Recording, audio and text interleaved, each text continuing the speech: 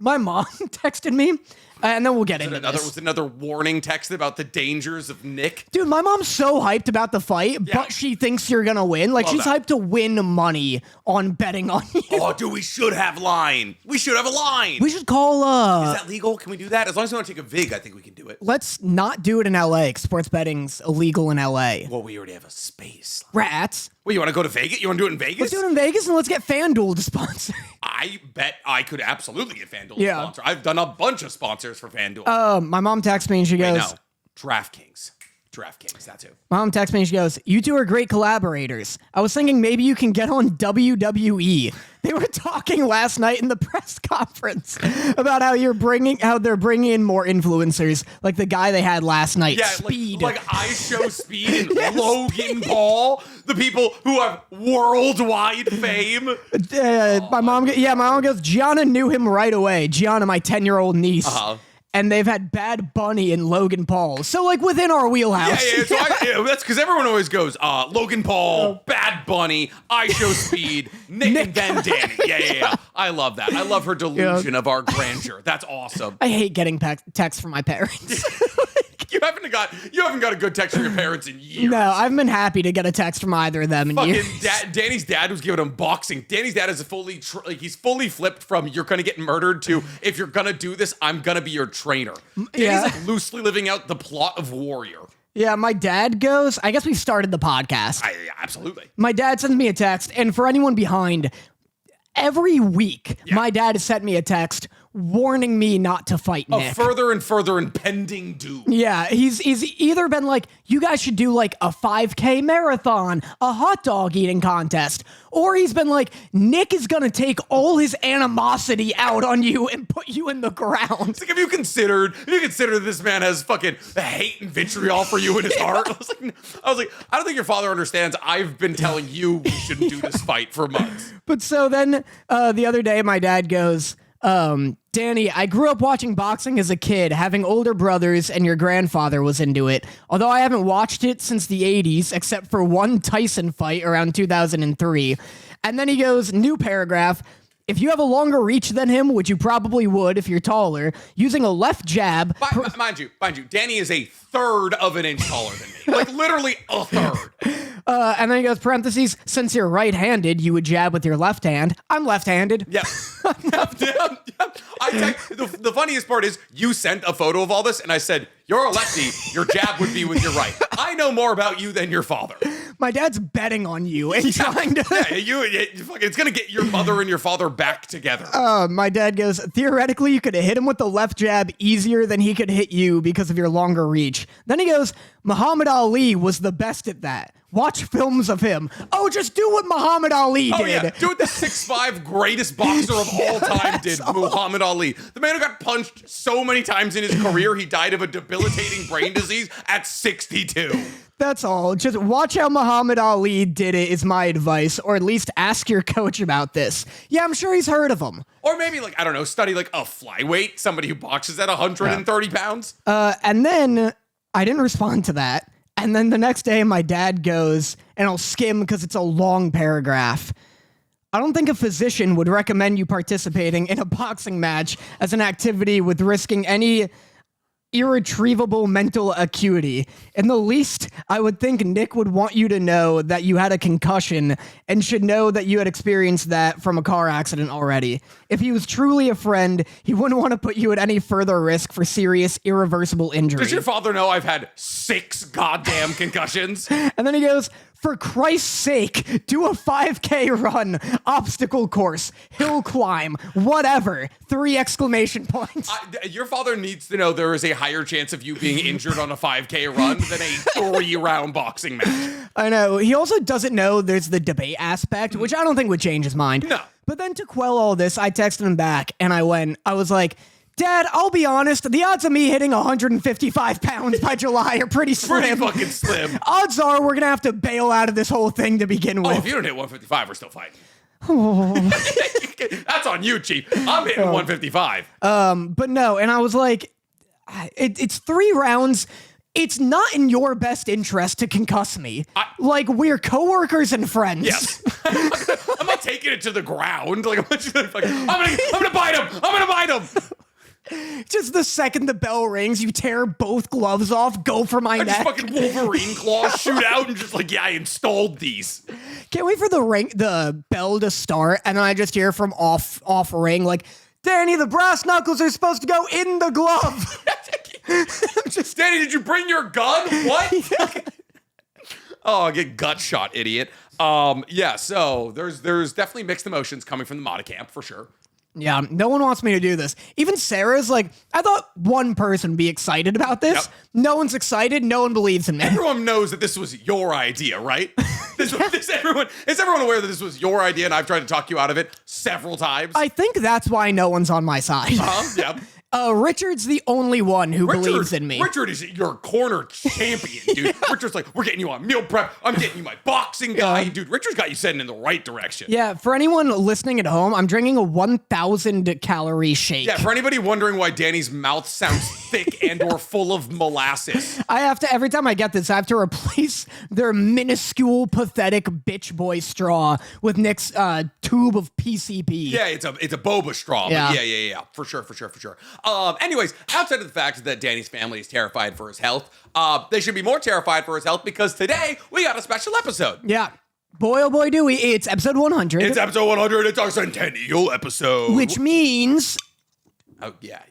There we go. We're getting drunk. Which means we're getting drunk. Woo! Ironically, you did that with the one drink I gave you that was not carbonated. So...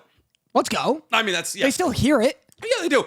So me and Danny are going to do a little bit of a rundown on Sakamoto Days and Soul Leveling. Neither of them were crazy episodes. No. I mean, Soul Leveling was just like, oh, everybody wants to fuck Jinwoo. Yeah. What else is new? And then like Sakamoto Days was like actually kind of a fun episode, if we're being real. Really? Sakamoto Days was a fun episode. Sakamoto Days. Every time I get on the podcast, I literally watched it this morning and I don't remember. It's a haunted house. It's a big old haunted house. Haunted house? It's as big as a bunch of zombies. What? There's a hard-boiled. Not true. Hard-boiled. There's a hard-boiled guy. He's throwing balls. He's throwing I balls. remember it's like 7 minutes of the episode. They're in a fucking zombie. They're in the haunted house for like half the episode. Yes. Okay. Wow. And then he becomes Maybe young. I should be worried about your head injury. Holy shit. This show's so mid. Uh-huh. This show, if there wasn't the like mystique around like, oh, this is this season's big anime other than Solo Leveling, I'd be like, this is another windbreaker. This is another like bargain bin, throw it away anime. You love windbreaker somehow. You can't. Now I'm on Sakamoto Days' side. Small V-Buck. If only your parents knew that the reason you got your first concussion was coming to see me. Wait until your parents find out all the head trauma you've sustained while living in Los Angeles is somehow have to do with Nick. Yeah, this will be the second time you've concussed. First off, I'm going body shots. I'm trying to get you.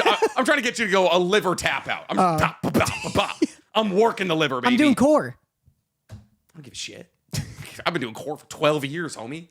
I got iron abs. You saw them this morning. I got good abs. Yeah, you're soaked, wet ass, Inosuke ass abs. I'll take that. You need better selfie etiquette. What do you mean? You're just too wet. I do it taking after I wet work out. abs. What's wrong with being wet? Take the shower. You want steam. You don't want sweat. No, because you gotta get the pump. Well, but you'll still have it. Danny, as somebody who's never looked like me, all right? As somebody who's never even graced this fantastic physique level I have. You gotta get the pump in. All right. You gotta get the pump for the photo. For listeners in the future, Nick today posted a selfie on his Instagram story saying... You wanna know why I did it? You wanna know why I did, Why? Dan? Because I was at a party last night and there was a goddamn ab flex off. There was an ab flex off, and I didn't participate because I was feeling a little bloated. And I was like, you know what? I'm late game entry. I'm throwing it up on the stories. They'll see it. Well, this peek into your insecurities is going to make this next segment a lot harder. Anyway, for anyone wondering, Nick posted an Instagram story where he was like, should I drop the ab routine? And then I took a shower in Nick's bathroom, and I almost sent you a picture. Oh, that'd have been great. I took these pictures. Danny. I was going to take one. You have to. What? Should I drop the ab routine? Yeah, you have to. Well, the one I was gonna take and send to you was me covering my dick, but the most, to get the most everything else, I'm really just cupping my dick and going, should I drop the pube routine? And that's what I was gonna send you.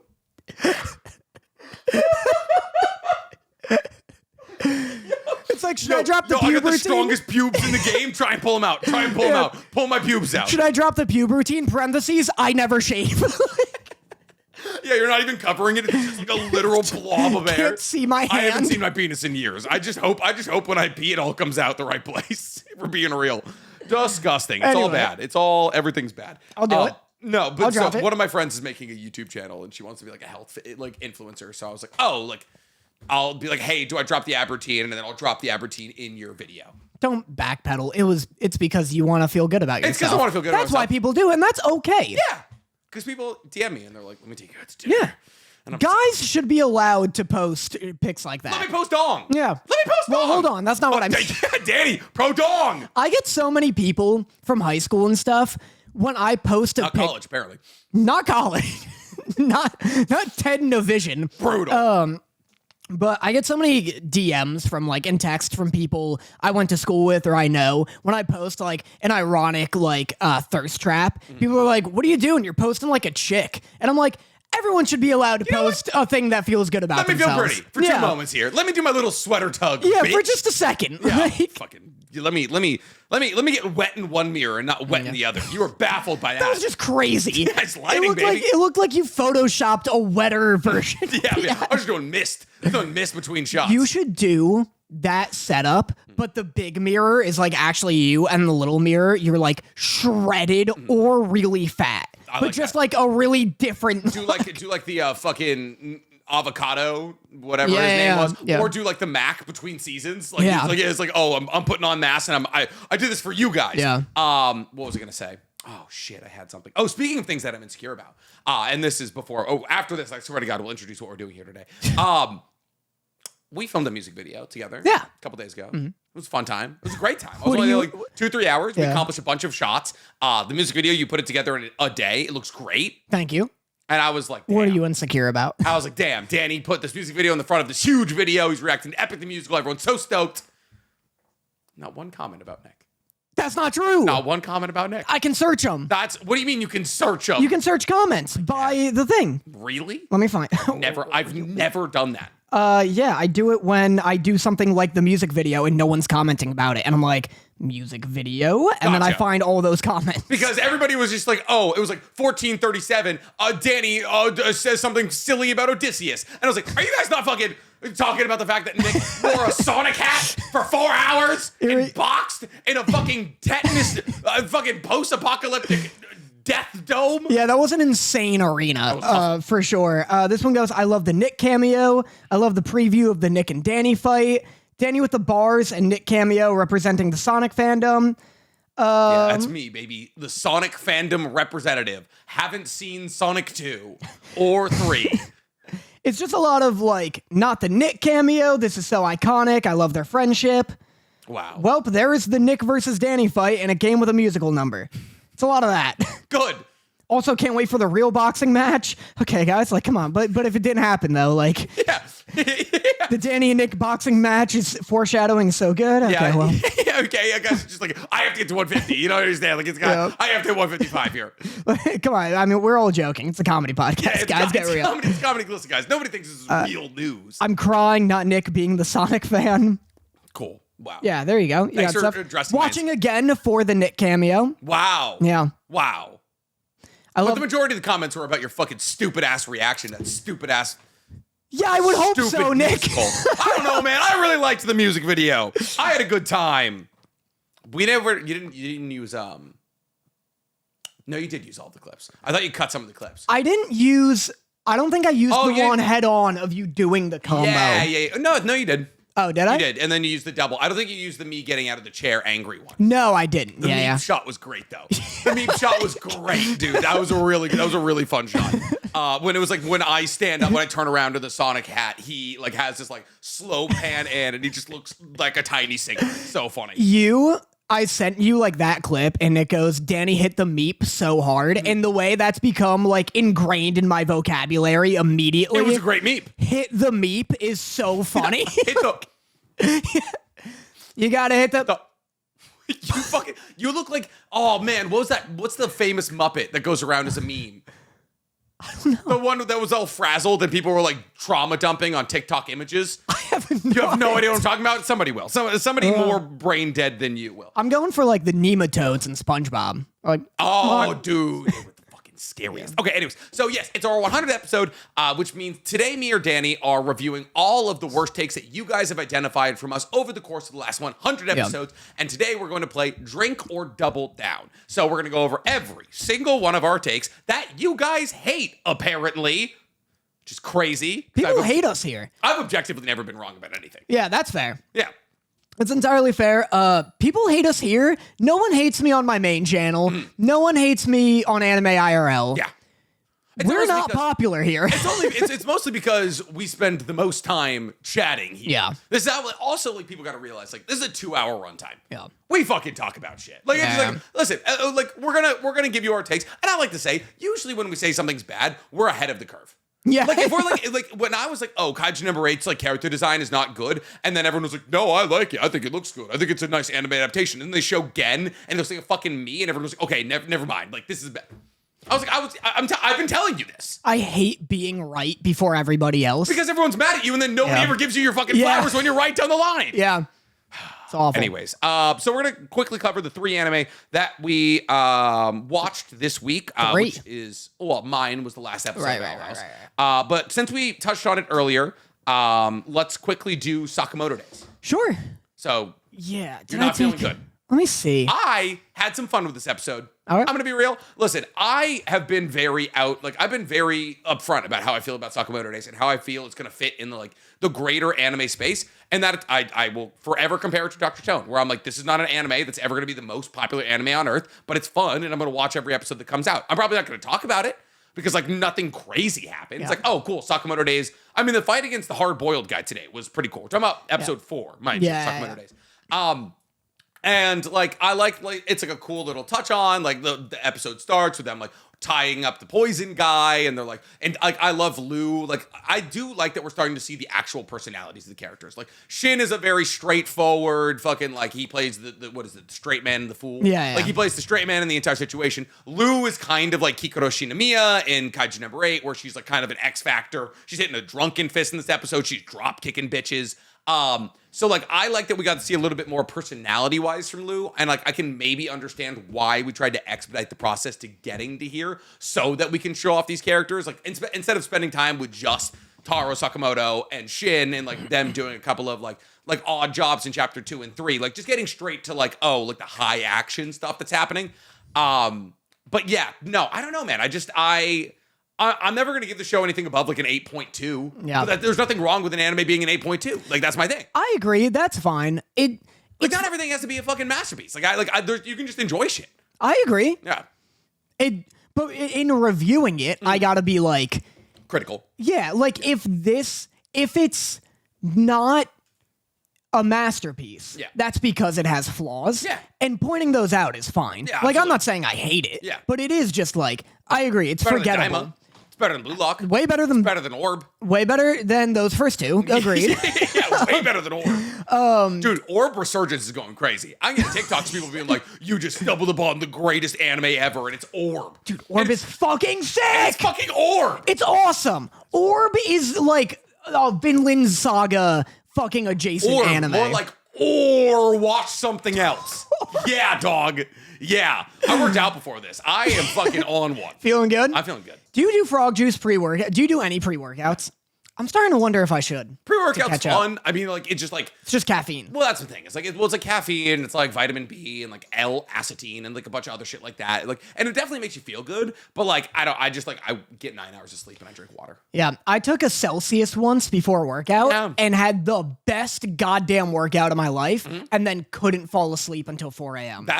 When did you work out?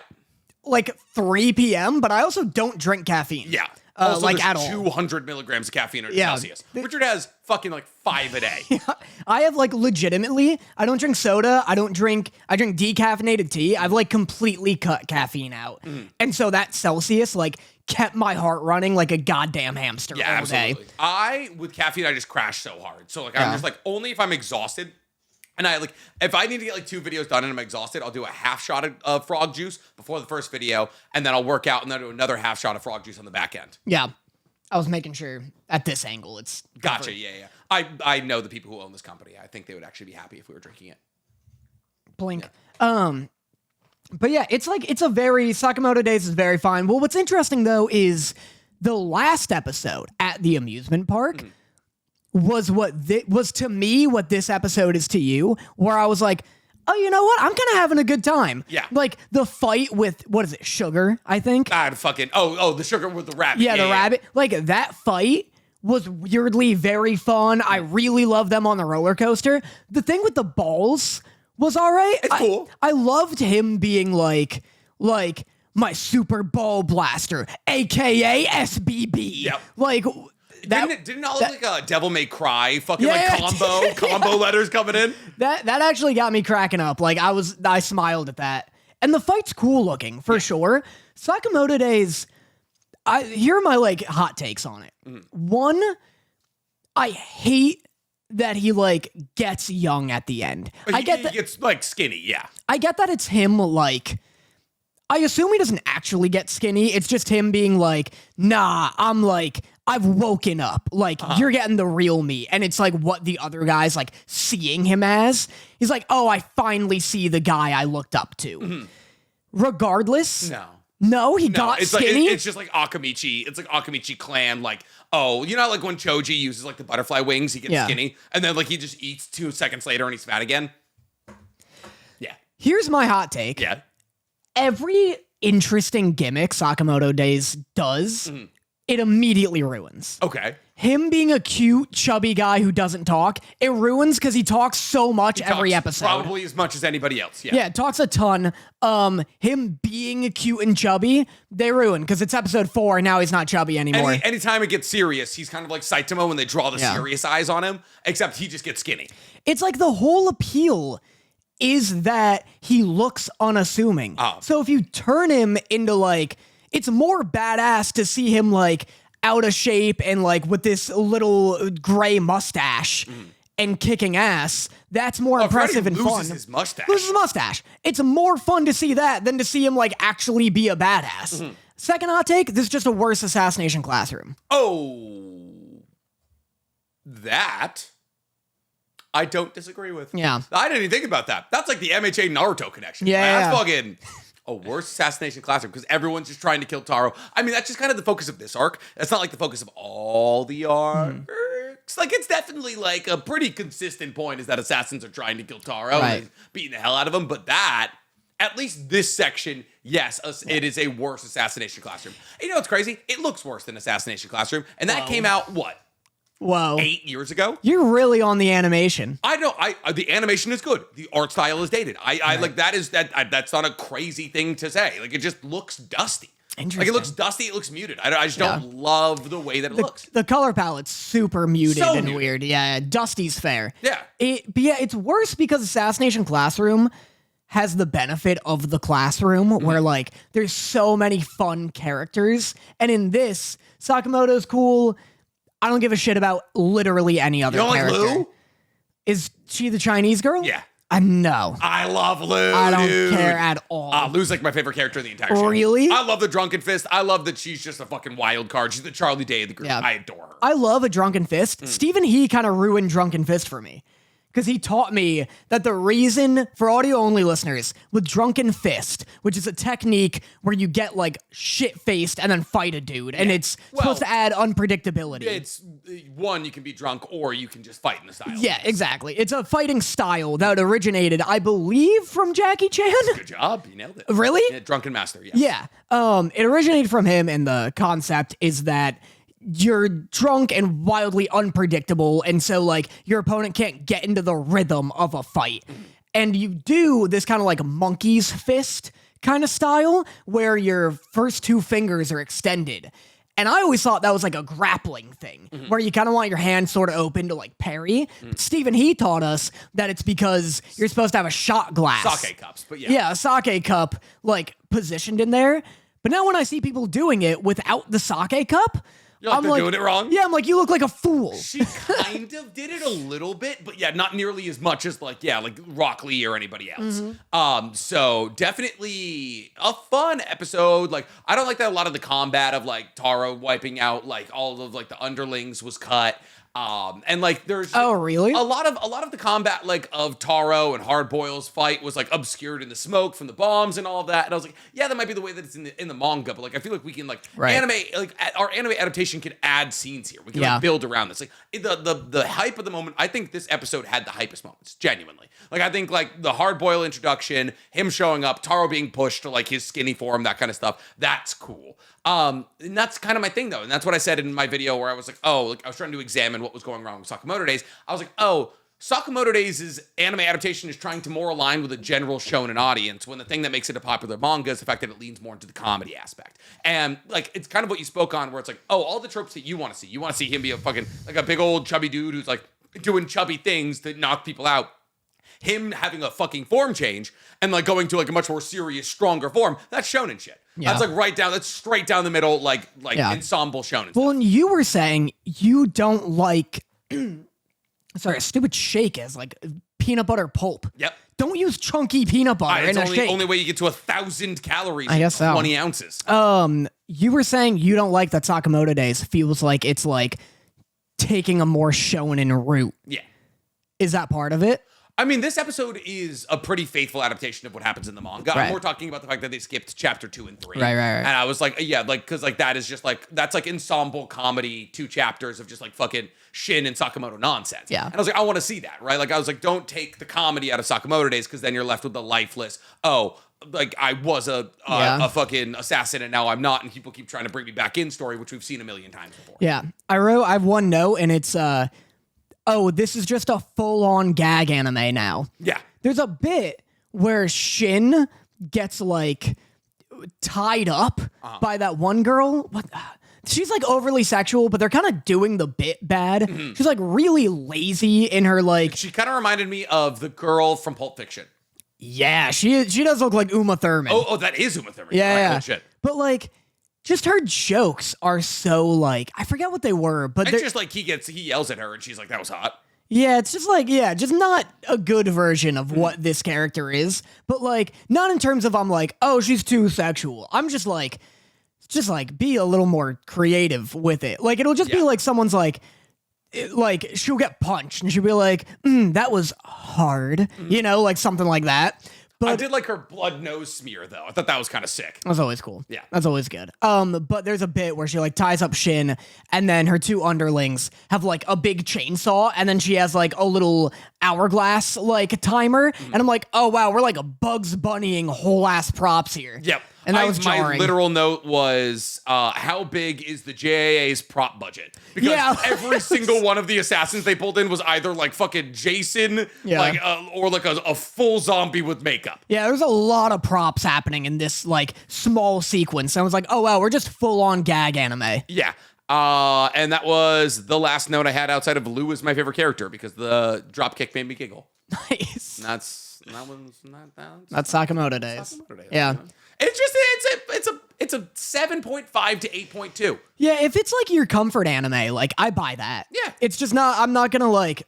In the same way that Dr. Stone is a lot of people's comfort anime. Yeah. Like I just like, it's a fun watch. I'm not gonna get a tattoo of Sakamoto Days anytime soon. But like my problem is that like, and this isn't necessarily Sakamoto Days' fault, but Sakamoto Days has come out like over the, what? 106 people are watching. Yeah, we've never gotten that. It's our 100th episode. We've never gotten past 86. We've never gotten past 86. Yes, this is the most people that have ever watched us. Hi, everybody. Danny's very excited to have you here. Woo! So the problem with Sakamoto Days is the fact that everyone's comparing it to other anime that have come out over the course of the last 2 years. Right. So like, there's like been a lot of new IP that have dropped over the course of the last 2 years. It's like Solo Leveling, it's Kaiju number 8, it's Danzadon, and it's Sakamoto Days. And it's like everyone was like, oh man, like this is like the newest gen of anime. And like it kind of is. Like Danzadon, Solo Leveling, JJK to an extent, it's only on its 2nd season, and Kaiju number 8, all incredibly well received. And so like this is a bundle of anime. It's going to take us pretty far off into the future. And Sakamoto Days, everybody wants to fall into that categorization, but in the same way that like Sakamoto Day, or the same way that like Dr. Stone and MHA came out around the same time, like I think it's going to have that kind of relationship where it's like, oh, hey, like I think Sakamoto Days is going to be the fifth most popular out of all of those anime. That's not a bad thing. It's still going to make it the fifth most popular anime on Earth. Yeah. Yeah. I mean, I agree with all that. I think it could be a lot better. And I was kind of hoping it'd be better. Yeah. That's kind of my thing. And it has nothing to do with the animation. It is more just like, it doesn't do anything I don't feel like I haven't seen elsewhere. Unfortunately, amongst the competition that I just talked about, it's the worst manga. Yeah. And interesting. It's not a bad thing. Like, it's a good manga. It's just like all of the other manga that I just referenced, be it Soul Leveling, JJK, Danzidon, or Kaiju number 8, are better manga. Yeah. Like, it's just, and like from an art style perspective, from a storytelling perspective, from a fun ensemble perspective, like Danzidon, better character stories than Sakamoto Days. Like, Sakamoto Days got some crazy action, some pretty cool universe building. But Kaiju number 8 has a better sense of stakes. It's got cooler transformations. It's got like, you know, just like it's more shonen-y and like a fucking directly into my vein kind of way. Danzidon, better character development. JJK, just a better universe. And then what am I left with here? Danzidon, JJK. Soul Leveling is just a fucking power fantasy. Yeah.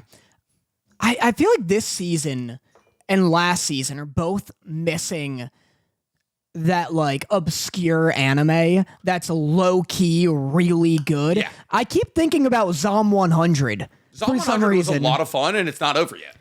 Well, that's true.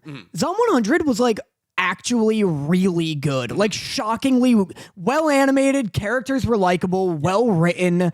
I mean, huge like production issues. But we didn't know about Zom 100 until we got paid to talk about it at fucking, what was it, Anime Expo like 2 years ago? That's true. So like we're like, oh yeah, I guess we'll watch this TV show that Viz wants us to promote. I'm like chasing the high of that winter season because that was like, I forget what else was running, but we were like, I think JJK was also in that and winter. Then there's also like Heavenly Delusion. Yeah. Like for the last couple of years, there's always been that kind of one throw-in where we're like, oh, like for me it was Windbreaker. Like Windbreaker, I like predicted, I was like, this is going to be a fucking great anime. It's going to replace that delinquent vibe that was left behind with Tokyo Revengers. And we're early in the season right now, so like it's hard for us to say, but unfortunately this season was a lot of second seasons of like anime that have already existed, right? But I think that's where I'm getting that feeling of like last year, it felt like anime had never been bigger. Like anime was blowing up with JJK, Frieren, Zom 100 was great, Elusive Samurai was awesome. And then now I know it's February like 3rd, so the year just started, but like it feels like I guess Blue Lock and whatever other one, and like Blue Lock and Daima really put like a bad taste in my mouth. 12 weeks of us watching things we did not want to fucking watch, and Daima's still coming out and we're just refusing to watch it. Sakamoto Days is also like not bringing back my like sense of hype. And then Soul Leveling's last 2 episodes have been a mining simulator. Yeah, Dandadan was great, but it's so weird that it'll never get that like uber appeal that like Chainsaw Man got. I guess, yeah. So yeah, I'm waiting for like Chainsaw Man season 2 or like the next. Well, it's gonna be the Reze movie, which it's gonna come out in 2025, but we don't even have a confirmed date for it. I'm waiting for the next like mainstream big hit. I think so. One Punch Man season 3 is coming out this year. Fire Force is coming back next season, I believe. That's gonna be fucking awesome. It's gonna be fucking great. I don't think hot prediction. I don't think One Punch Man season 3 is gonna do anything. You don't think so? I don't think anyone's gonna care. Unfortunately, you're wrong. It is the best. It is the best arc in the manga being adapted. Nobody cared about season 2. I think One Punch Man's hype is dead. That was like 5 years ago. Yeah, no one cared 5 years ago. But also the issue is, so for a long time, people talked about how One Punch Man was going to come back with Mappa animating it. Not the case. They're not the ones animating it. Fucking, it's the same people who did season 2, who everyone was like, oh, they nerfed the animation on this. So like no one like that. It lost a lot of steam in season 2, which is why we probably haven't seen it in season 3. On top of that, the manga is a lot, like the manga is the most fun it's been in a couple of years right now, but it has yet, which is leagues away from where the anime will be, right? Yeah. Oh, we're so we're on chapter like 70-ish in the anime, I'd say, and we're on chapter like 200-ish in the manga. But like there's, after the end of the Garo arc, as it's identified, there's 30, 48 chapters of just fucking nothing.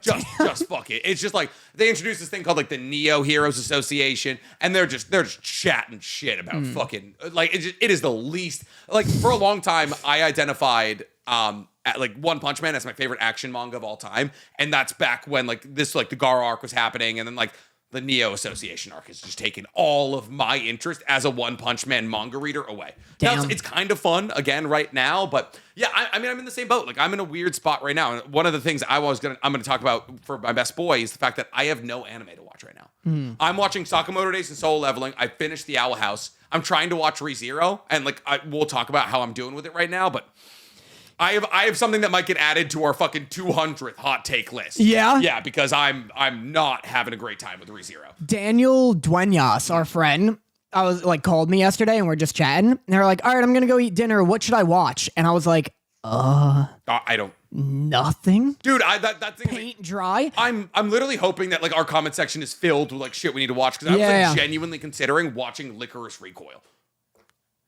Great choice. I watched the first episode and it was sick.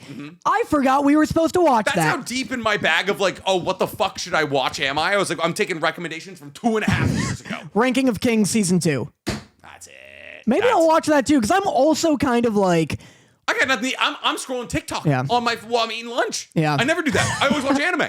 I know. I miss these like little. And maybe there are some. Like, if anyone has an anime... No, don't watch season 2 of ReZero.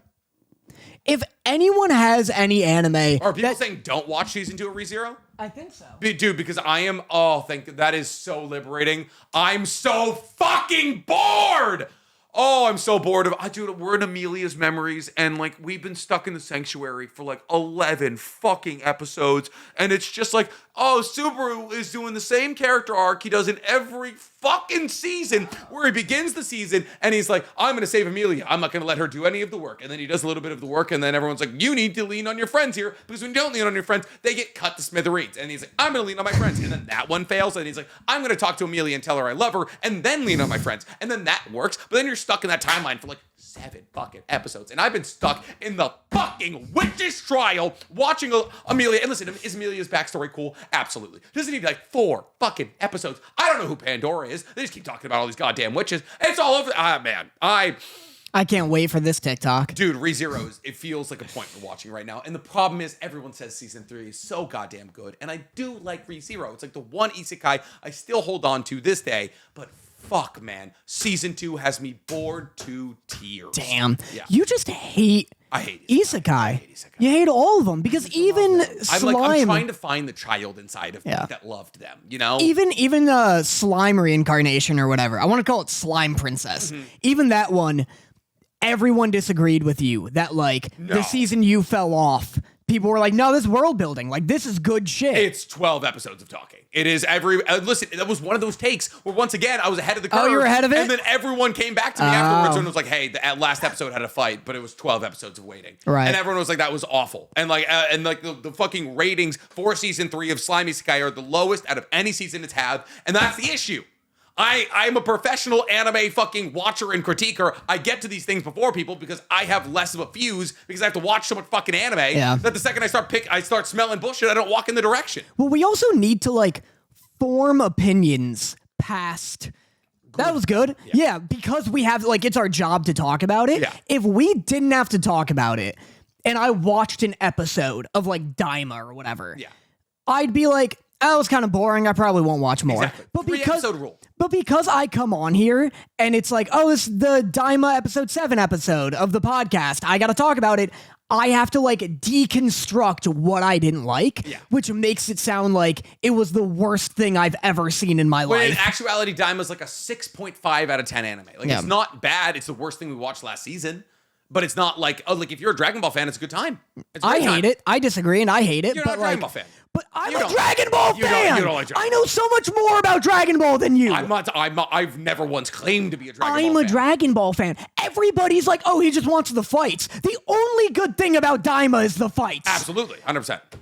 no one's a Dragon Ball fan but me. Yeah, oh yeah. I'm the only Dragon Ball fan. That's the problem. Okay, you're the only person who's willing to hold it to the standard of Akira Toriyama's more talented editor. Yes, that's me. Get whoever the fuck told him that one version of Cell isn't enough. Get that guy the award. That guy's better at writing Dragon Ball. Ball, exactly. Oh. Golly. Anyway, I'm not even drunk yet. I know. Good thing I filled that cooler with ice. After that, real quick though, on your thing, it turns out people were saying no, don't watch season 2 of Ranking of Kings. It's like a fake season. It's like a clip show. Apparently, so they weren't saying don't watch no, season 2 no. So you're still in for it. I had confidence. I know. I talked loudly. Editors, please, short form editors, don't curb stop me. Tower of God. We tried. Season 2's fucking awful. Shangri-La Frontier. They're saying to go back to. I won't do it. I can't. I can't do it. I can't, especially with solo leveling running. Yeah. There's no shot I'm watching worse solo leveling and solo leveling together. At the same time. Yeah. I feel watching, I'm good at this video game twice. Awesome. I fucking rather watch a streamer go play hardcore WoW. I don't think I've ever felt a harder drop off than with solo leveling. Not in terms of its quality, but in terms of my interest. Where I was like, I mean, not solo leveling, Shangri-La Frontier. But there's the TikTok. Yeah. But I'll do it one more time just in case they want to do a normal TikTok of it. But I don't think I've ever felt a harder drop off than with Shangri-La Frontier. Yeah. Not in terms of the show's quality, but in terms of my own interest. Where I'm like having a great time, episodes like 1 through 4. Episode 5 comes and he's just grinding to fight, like, I think the rabbit boss. That was it. It was like, it was like him dying like 300 times in battle against the rabbit boss or something. And it was like 20 episodes of him trying to figure out like, arrows come from this. And I was just like, I hit that Miyazaki wall hard. Yeah. I was like, wow, I just don't want to watch another episode of this.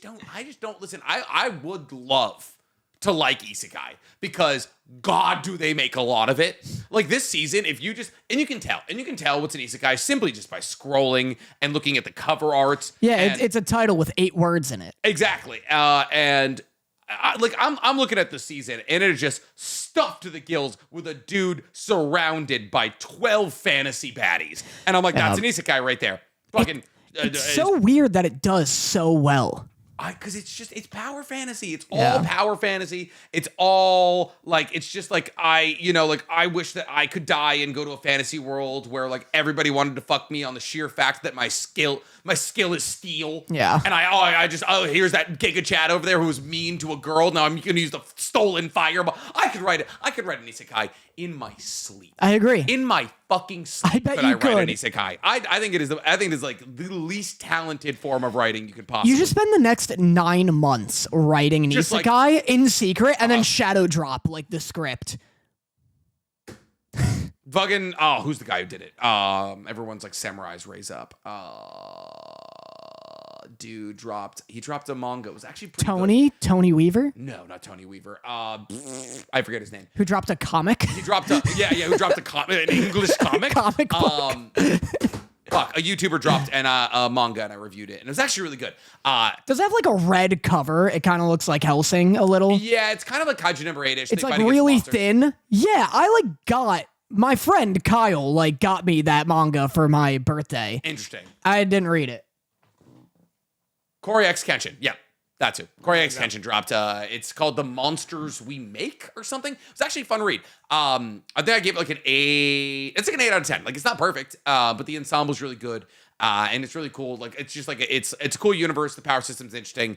No, it's not this. This does look sick. Yeah, Corey X Kenshin dropped it. It's like the whole first volume. It's like 300 pages. I like the character designs. Yeah, no, it's really cool. It is a little too Kaiju number 8. It's Kaiju number 8 meets I compared it to something else. Oh, Fire Force.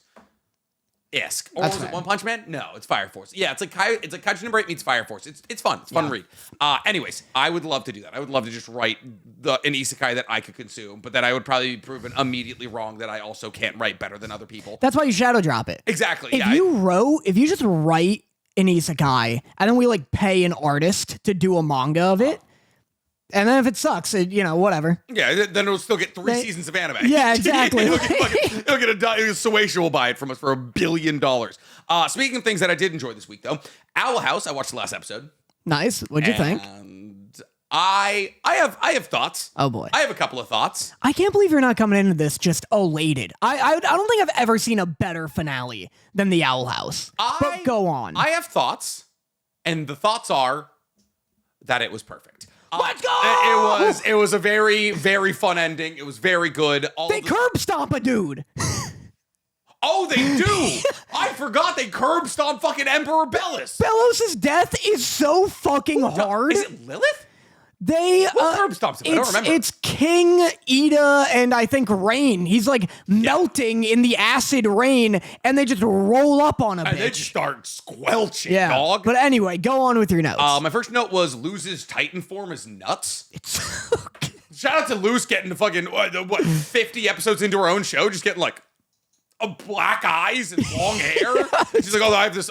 She's did a fucking Super Saiyan 3 transformation. It was sick. I know. I was floored when that happened. It's like, in the way, I was floored when, this is a weird comparison, but Mahito, when he randomly got a form, I was like, I didn't know we were doing forms in this shit. This is awesome. And then like everybody kind of gets a form. Like Ida gets like her new like kind of like harpy-esque form. Yeah. I think Lilith gets a new form as well. Like, everyone just shows up to the final battle just like strapped. Yeah. Which was sick. I said Luz meeting King's dad, but not King is cruel. Yeah. That was fucking weird. It was like you just meet King's dad. He's like, I'm the Titan whose bones you're hanging out on. She's hanging out in boxer, and it's like, oh yeah, tell Luz I loaf, or tell King I loaf you. Hey man, tell him about his childhood. I don't give Luz a fucking letter. Something crazy, absolutely nuts. I said Rain is iconic because I too want a huge scary girlfriend. Because Rain was just looking at Ida, and she was just fucking ripping people up, and they were like, I was like, I fucking absolutely, Rain, you and me are kindred spirits. I said I didn't expect Bellos to get stomped to death. So yeah, your exact thing, dude. When she's just like, when Luz is looking at Bellos and he's like begging for his life, and the rain just comes down and is melting him, I was like, this is some like straight out of Compton shit. It was fucking dark. It was real dark. I liked him trying to manipulate till the end, though. And Luz just being like, I get it. I get you don't have to have Luz do the stomping because she's a child. Yeah, and, whatever. Well, she's like 8. Well, no, she ends the story 18, and they all go to college together. Spoilers, I guess, if you didn't get every Bellos being stomped to death wasn't spoilers. And then I said the Coven heads being there for Hunter made me feel. You just see like it's like everybody is like going to their loved ones. Like Amity is running to Luz, and what's Luz's mother's name? I knew it at one point. It's an M. It's a name that's usually pronounced in a different way. I don't know. I don't remember her name, but everyone's running to like Gus is running to his father. Willow is running to her 2 fathers. Yeah, her harem of fathers. Yeah, her harem. Camilla. What? Camilla. Okay, yeah. There's an M in there. Yeah. And then you just see Hunter, and it pans to Hunter, and Hunter's like, "Oh, I have nobody. I am literally a clone of Emperor Bellos' dead brother." And then you see the Abomination Coven head and the little fucking He-Man monster. Yeah, it does look like a He-Man. Yeah. And like they're there for Hunter, which made me really, really happy because I think Hunter. Man, if I had to look back at the story and say who was my favorite character, it's not Luz. It's probably Gus, right? Yeah, it's defo Gus. They gave Gus the fucking hair. They gave Gus every black character needs this hair. Yeah, for some reason over the last 10 years. I did. Never seen it in real life, but every black character gets the fucking Killmonger hair. In my reaction, I was like, look, I acknowledge I'm part of the problem because I think it looks fresh, but I get that the issue is that they're giving it to everybody. That's the problem is it looks cool. Yeah. That's the issue. They're like, well, what if we did it again? Yeah. So Hunter being able to run to the Coven heads made me very happy because I'd say character arc wise, I mean, it's so classic to say that he is the best character arc because he's just Zuko. Yeah. The way he's just Zuko. But if it's not Hunter, it's Camilla for best character arc. Yeah, she's good. Camilla's character arc is like cemented as one of the best in like animation in season 3. Because in season 1 and 2, she's kind of a non-character, but the presence of her, like she's the idea of a character in season 1 and 2 because the idea of her, like the expectations and like the fact that she was like basically like Luz was sent to the conformatorium by her mother. Yeah. Is such a pervasive topic talked about in season 1 and 2, but she comes around so like in such a fucking great light in season 3. Yeah. So being able to see like Hunter like have parents made me very happy. I said I love that Lilith has Hootie.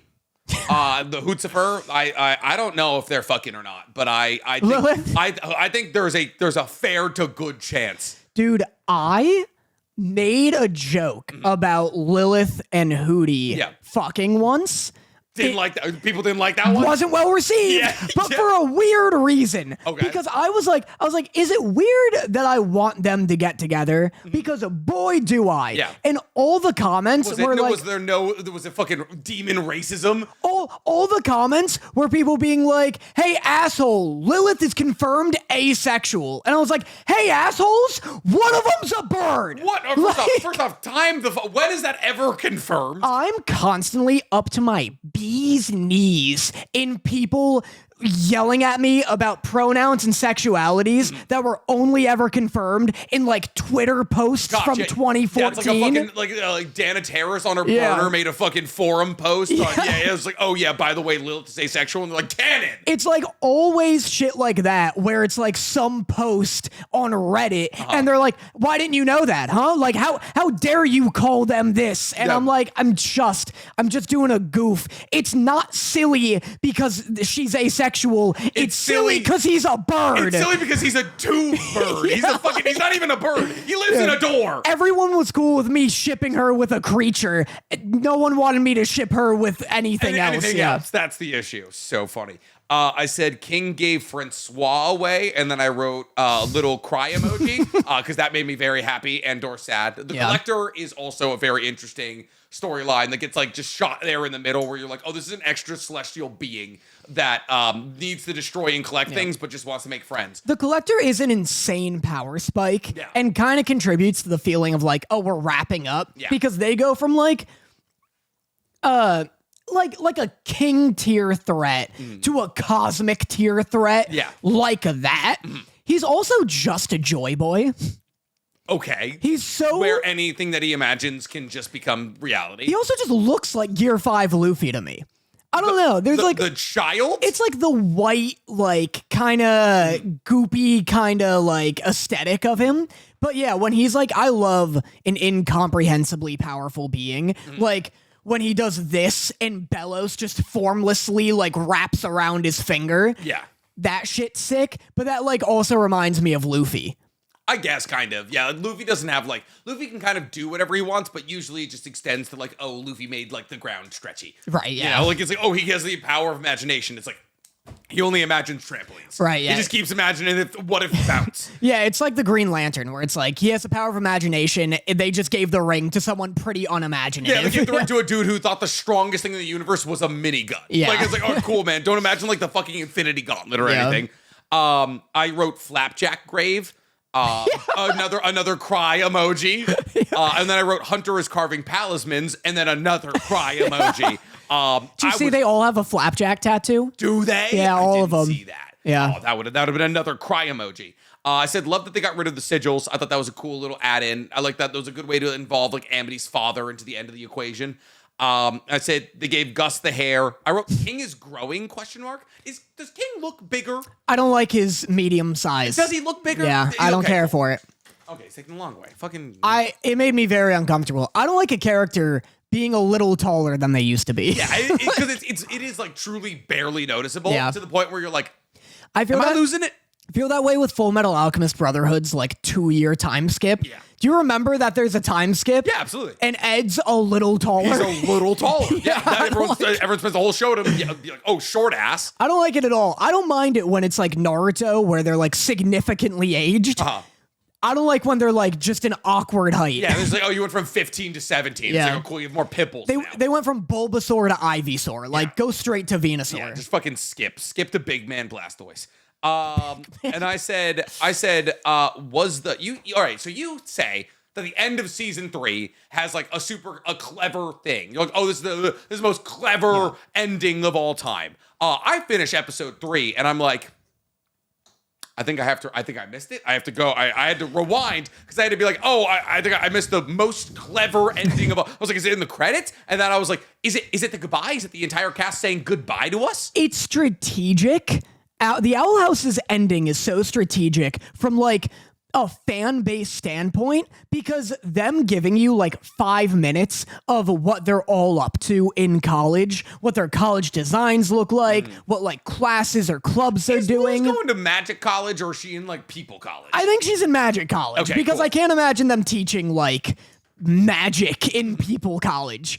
But like them showing like the clubs they're doing, like Hunter's carving talismans, Willow's like doing the Grudgeby stuff, is just enough to satiate a fan base forever. Like when I was a kid and Dragon Ball was like dead and all we had was like GT and GT sucked and so that was dead. Like for all intents and purposes, between like 2006, whenever GT ended, between like 2006 and like 2014, Dragon Ball was like a dead franchise. Yeah.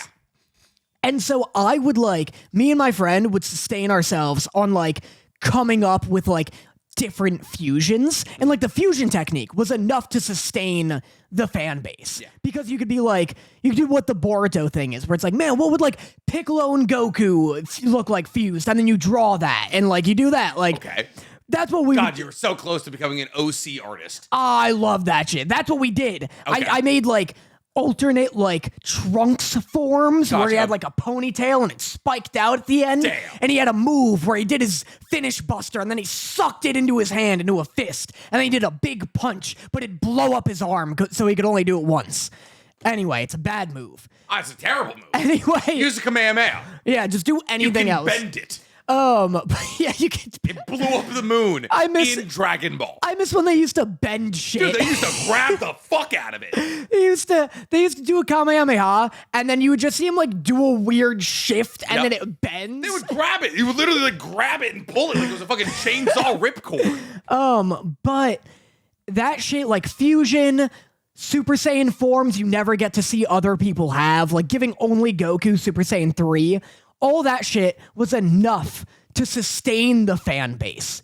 Same with Naruto. Like, if they ended Naruto and just showed all those kids and never made Boruto, that'd be enough to that's how Naruto ends. Really? Naruto, the manga ends on the night of, or on the day of Naruto's coronation, and you see Boruto and you see Himawari, and Himawari knocks him out with like by hitting one of his chakra points. And crazy. So I think Iruka or Kakashi has to stand in as a transformation clone to get coronated as the 8th Hokage. Oh, interesting.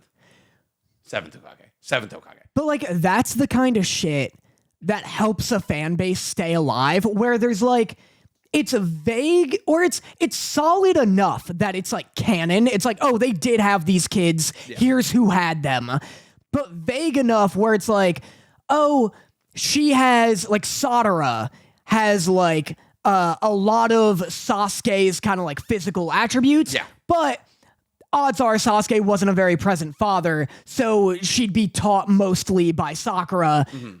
That'll get the gears turning. What would her jutsus be like? You know? Yeah. The Owl House does that, where I'm like, if I never get more Owl House content, there is enough canonical leeway for me to headcanon for like a decade. Yeah.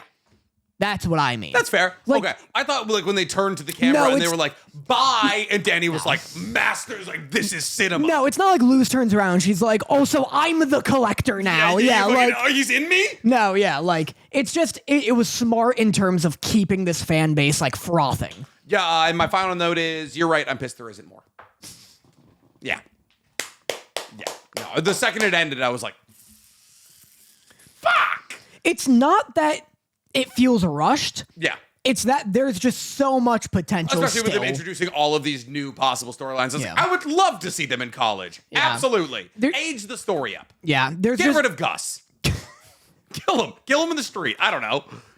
It's like episode 1 of fucking Owl House Shippuden. Yeah, Gus Gus is like getting infinite Tsukiyomi. He's like, is this an illusion? I don't know. Crucified like in the front gates of Hexside. Like, fucking, I don't know, man. They said he was too young for this. Yeah, they're like, Nick Connor hated me specifically. Why? It just rattles. Fucking pulls his hands off the spice.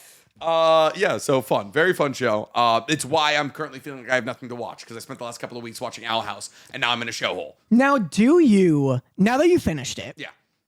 because I know I came in with the recommendation real hard, and I want you to know genuinely, it's not because I'm like the Owl House YouTuber. Like, I would, if it had like 2 more seasons, it would be in contention for better than Avatar for me. Where do you put it? You want me to put it in relation to Avatar? Yeah, like in relation to Avatar, or are you like, I think you're being dramatic with the hype, or you know what I mean? I don't think you're being dramatic. I don't think I like it as much as you do, but I feel like that's because I approach it in a very different way than you do. Like, I enjoyed season 1 a lot, right?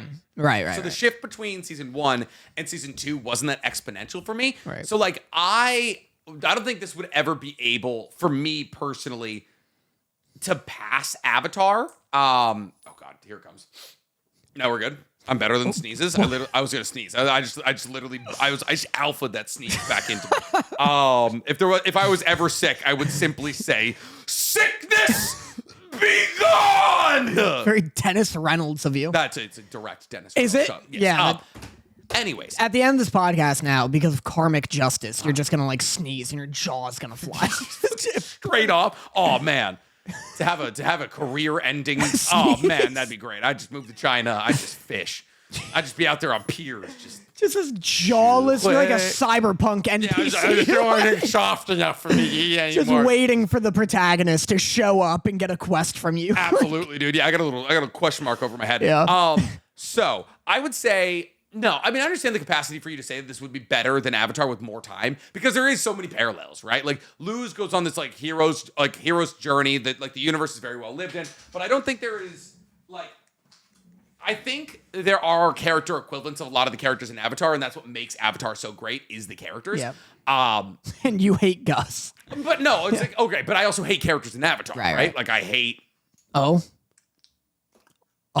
No, I was trying to think of a character I hate. And I hate Momo. I'll stand on that ground. Fair. That's a fairish qualm. If Momo left, I think it'd be improved. Yeah, no, that's actually a fairish qualm. But there's no, to me, like Iroh, like if you were to compare Iroh to anybody, it would be, right? Or like Iroh's a person that steps in, or maybe even like the Abomination Coven head who's like helping guide Hunter. But like, to me, like, Avatar has deeper cutting characters that can never really compare. It's because Avatar was more gauge, and this might be like bias, right? Because like Avatar was aimed at me when I was in the age group that Avatar was aimed at, right? And I'm older now, but that allows for me to appreciate parts of Owl House that I wouldn't have gotten if I was younger, right? Yeah. So I can look at Camilla's story and be like, oh, as a kid who came from a single mother, like, what a beautiful story, what a beautiful, like, rounded out, like, story about a mother trying to do better for her, like, a daughter, but realizing that, like, the best thing you can do for a daughter is let them be who they are. No, and that's fair. When you bring up Iroh, because I do love the Owl House, there is no character who competes with Iroh. Yeah. And you know what? For some reason, because I always compare Avatar to Full Metal Alchemist, I don't think Full Metal has one either. I think Avatar has the best characters of, like, maybe any anime. The only character who could feasibly compete with Iroh from FMAB would either be their teacher, who also tries to undergo human transmutation, is like permanently crippled. She's a great character. She's just not in it enough. Fair. Iroh is, that's the thing. It's like Iroh is... It's like a main character. Iroh is Kakashi, right? So Yami, Kakashi, Iroh, all the same character. Yeah. Like a fucking wizened, very powerful. Iroh's Jiraiya. I'm sorry, you're right. Iroh, Jiraiya. Yeah. Yami, right? Because Yami's more of a Kakashi. Yeah. But like Iroh and Jiraiya fall into that same category where it's like, oh, beyond their prime, but like in their prime, like fucking historically strong. Iroh is the gold standard of Irohs, you know, like of all of those, like Master Roshi, Jiraiya, Iroh. Iroh is the gold standard. I don't know if there's anybody in FMAB who honestly, like, Iroh is one of my favorite characters ever. Just point blank ever. Like just like a beautiful story, like a character arc that you think like, oh, the character arc is more focused on Zuko, but at the same time you're like, oh, like this is as transformative for Iroh as it is for Zuko, right? He lost a son, and that's why he's like trying to push Zuko on the right path. Yeah. Do you what's an anime that you would say has better characters than Avatar? Yeah, has a better ensemble than Avatar. It's so I'm really struggling. Okay, but if I was gonna say like one, it's very different. Like Dawn Zedon's character arcs are like it's very different because it's not nearly as like it's a lot shorter. Like it's like like a new character will get introduced every arc, and then you'll get their character development arc, and it's like fucking like a masterclass writing. Yeah. But if I had to say like on a long run, Hunter x Hunter. Fair, because I can't argue. Yeah. And also I hear that they're all great. Yeah. I've heard about Gon's, like, I've heard what his, like, shtick is and how, like, it's like Peter Pan, essentially, where, like, the theme is all about, like, him retaining his youthfulness and, like, not literally, but, like, his childlike innocence in such a dark, crushing world. So this is my take on Gon that I've popularized across the internet. I see. But yes, so my take on Gon was something that a lot of people don't understand about Hunter x Hunter when they say that Gon is a very like one note character that's not a good MC, is that he is a story of a child being protected by people stronger than him until they're no longer strong enough to protect him, at which point he becomes an adult. Right. Because, well, and that's what's cool about his transformation. I don't know anything about it other than thematically. I like the idea that being adult makes him stronger, but also more violent. Yes. And that's really cool. That's all a cool take on, like, Peter Panism. Yeah, so, like, he's, like, this, like, childlike, exuberant, like, spirit all throughout the entirety of the story until he finally comes across the royal guards of Meruem, who are, like, way stronger than anybody in the Hunter Association, stronger than anybody would be able to deal with. And so it's immediately like everyone's able to protect Gon from himself and the outside foes, but once they can't, and he loses somebody who's trying to protect him, Kite, who's right here, then Gon immediately like is like thrust into the darkness of the world that he's been protected by people like Killua, Leorio, Kurapika, and Kite, who have been like blocking him from it so he can shine because they're so inspired by his childlike exuberance. So Killua and him are supposed to be like two sides of the same coin, where Killua lost his childhood from the moment that he was born, and but like because of that, like, is able to protect Gon from like what he understands about the world. You know, it's a show, and everyone's gonna hate this take. Okay, but you know, it's a show that if it keeps up the way that it's Vinland Saga, that's fair. Yeah. Here's the thing, though. Other than like Askeladd and Thorfinn, the other slave whose name I'm forgetting, he's pretty good. Einar or something. Something like that. Yeah. He's with pretty the love good. interest from the Farmland Saga arc, that'll hit her. Yeah. Every character in Vinland Saga is really good and really well written, but they don't stay a long time. Yeah. Because it's a saga. It's a journey. Yeah. It's like, yeah. So, but that's fair. I was going to say, if this show keeps up its quality and goes in the direction that, like, I think it's going in, I could see Chainsaw Man beating it. Denji is, ironically, he falls into the same categorization, for me at least, as Gon does, where he's like a massively misunderstood character who everyone's like, haha, horny, and it's like, no, haha, simple-minded, like traumatized kid who is like borderline sociopathic and is trying to identify like what in the triangle of human needs he needs to move forward while also losing everybody who's ever been important to him. That's the thing, like, Denji's already one of the most complex characters that I've seen. Yeah. He's awesome. It depends on if Aki, like, becomes that heavy hitting. It depends on where power goes. Yeah. Makima's interesting. Yeah. It's like, season 1 did, like, huge numbers for Denji. It depends on if the rest of the cast gets as complex and interesting. They do.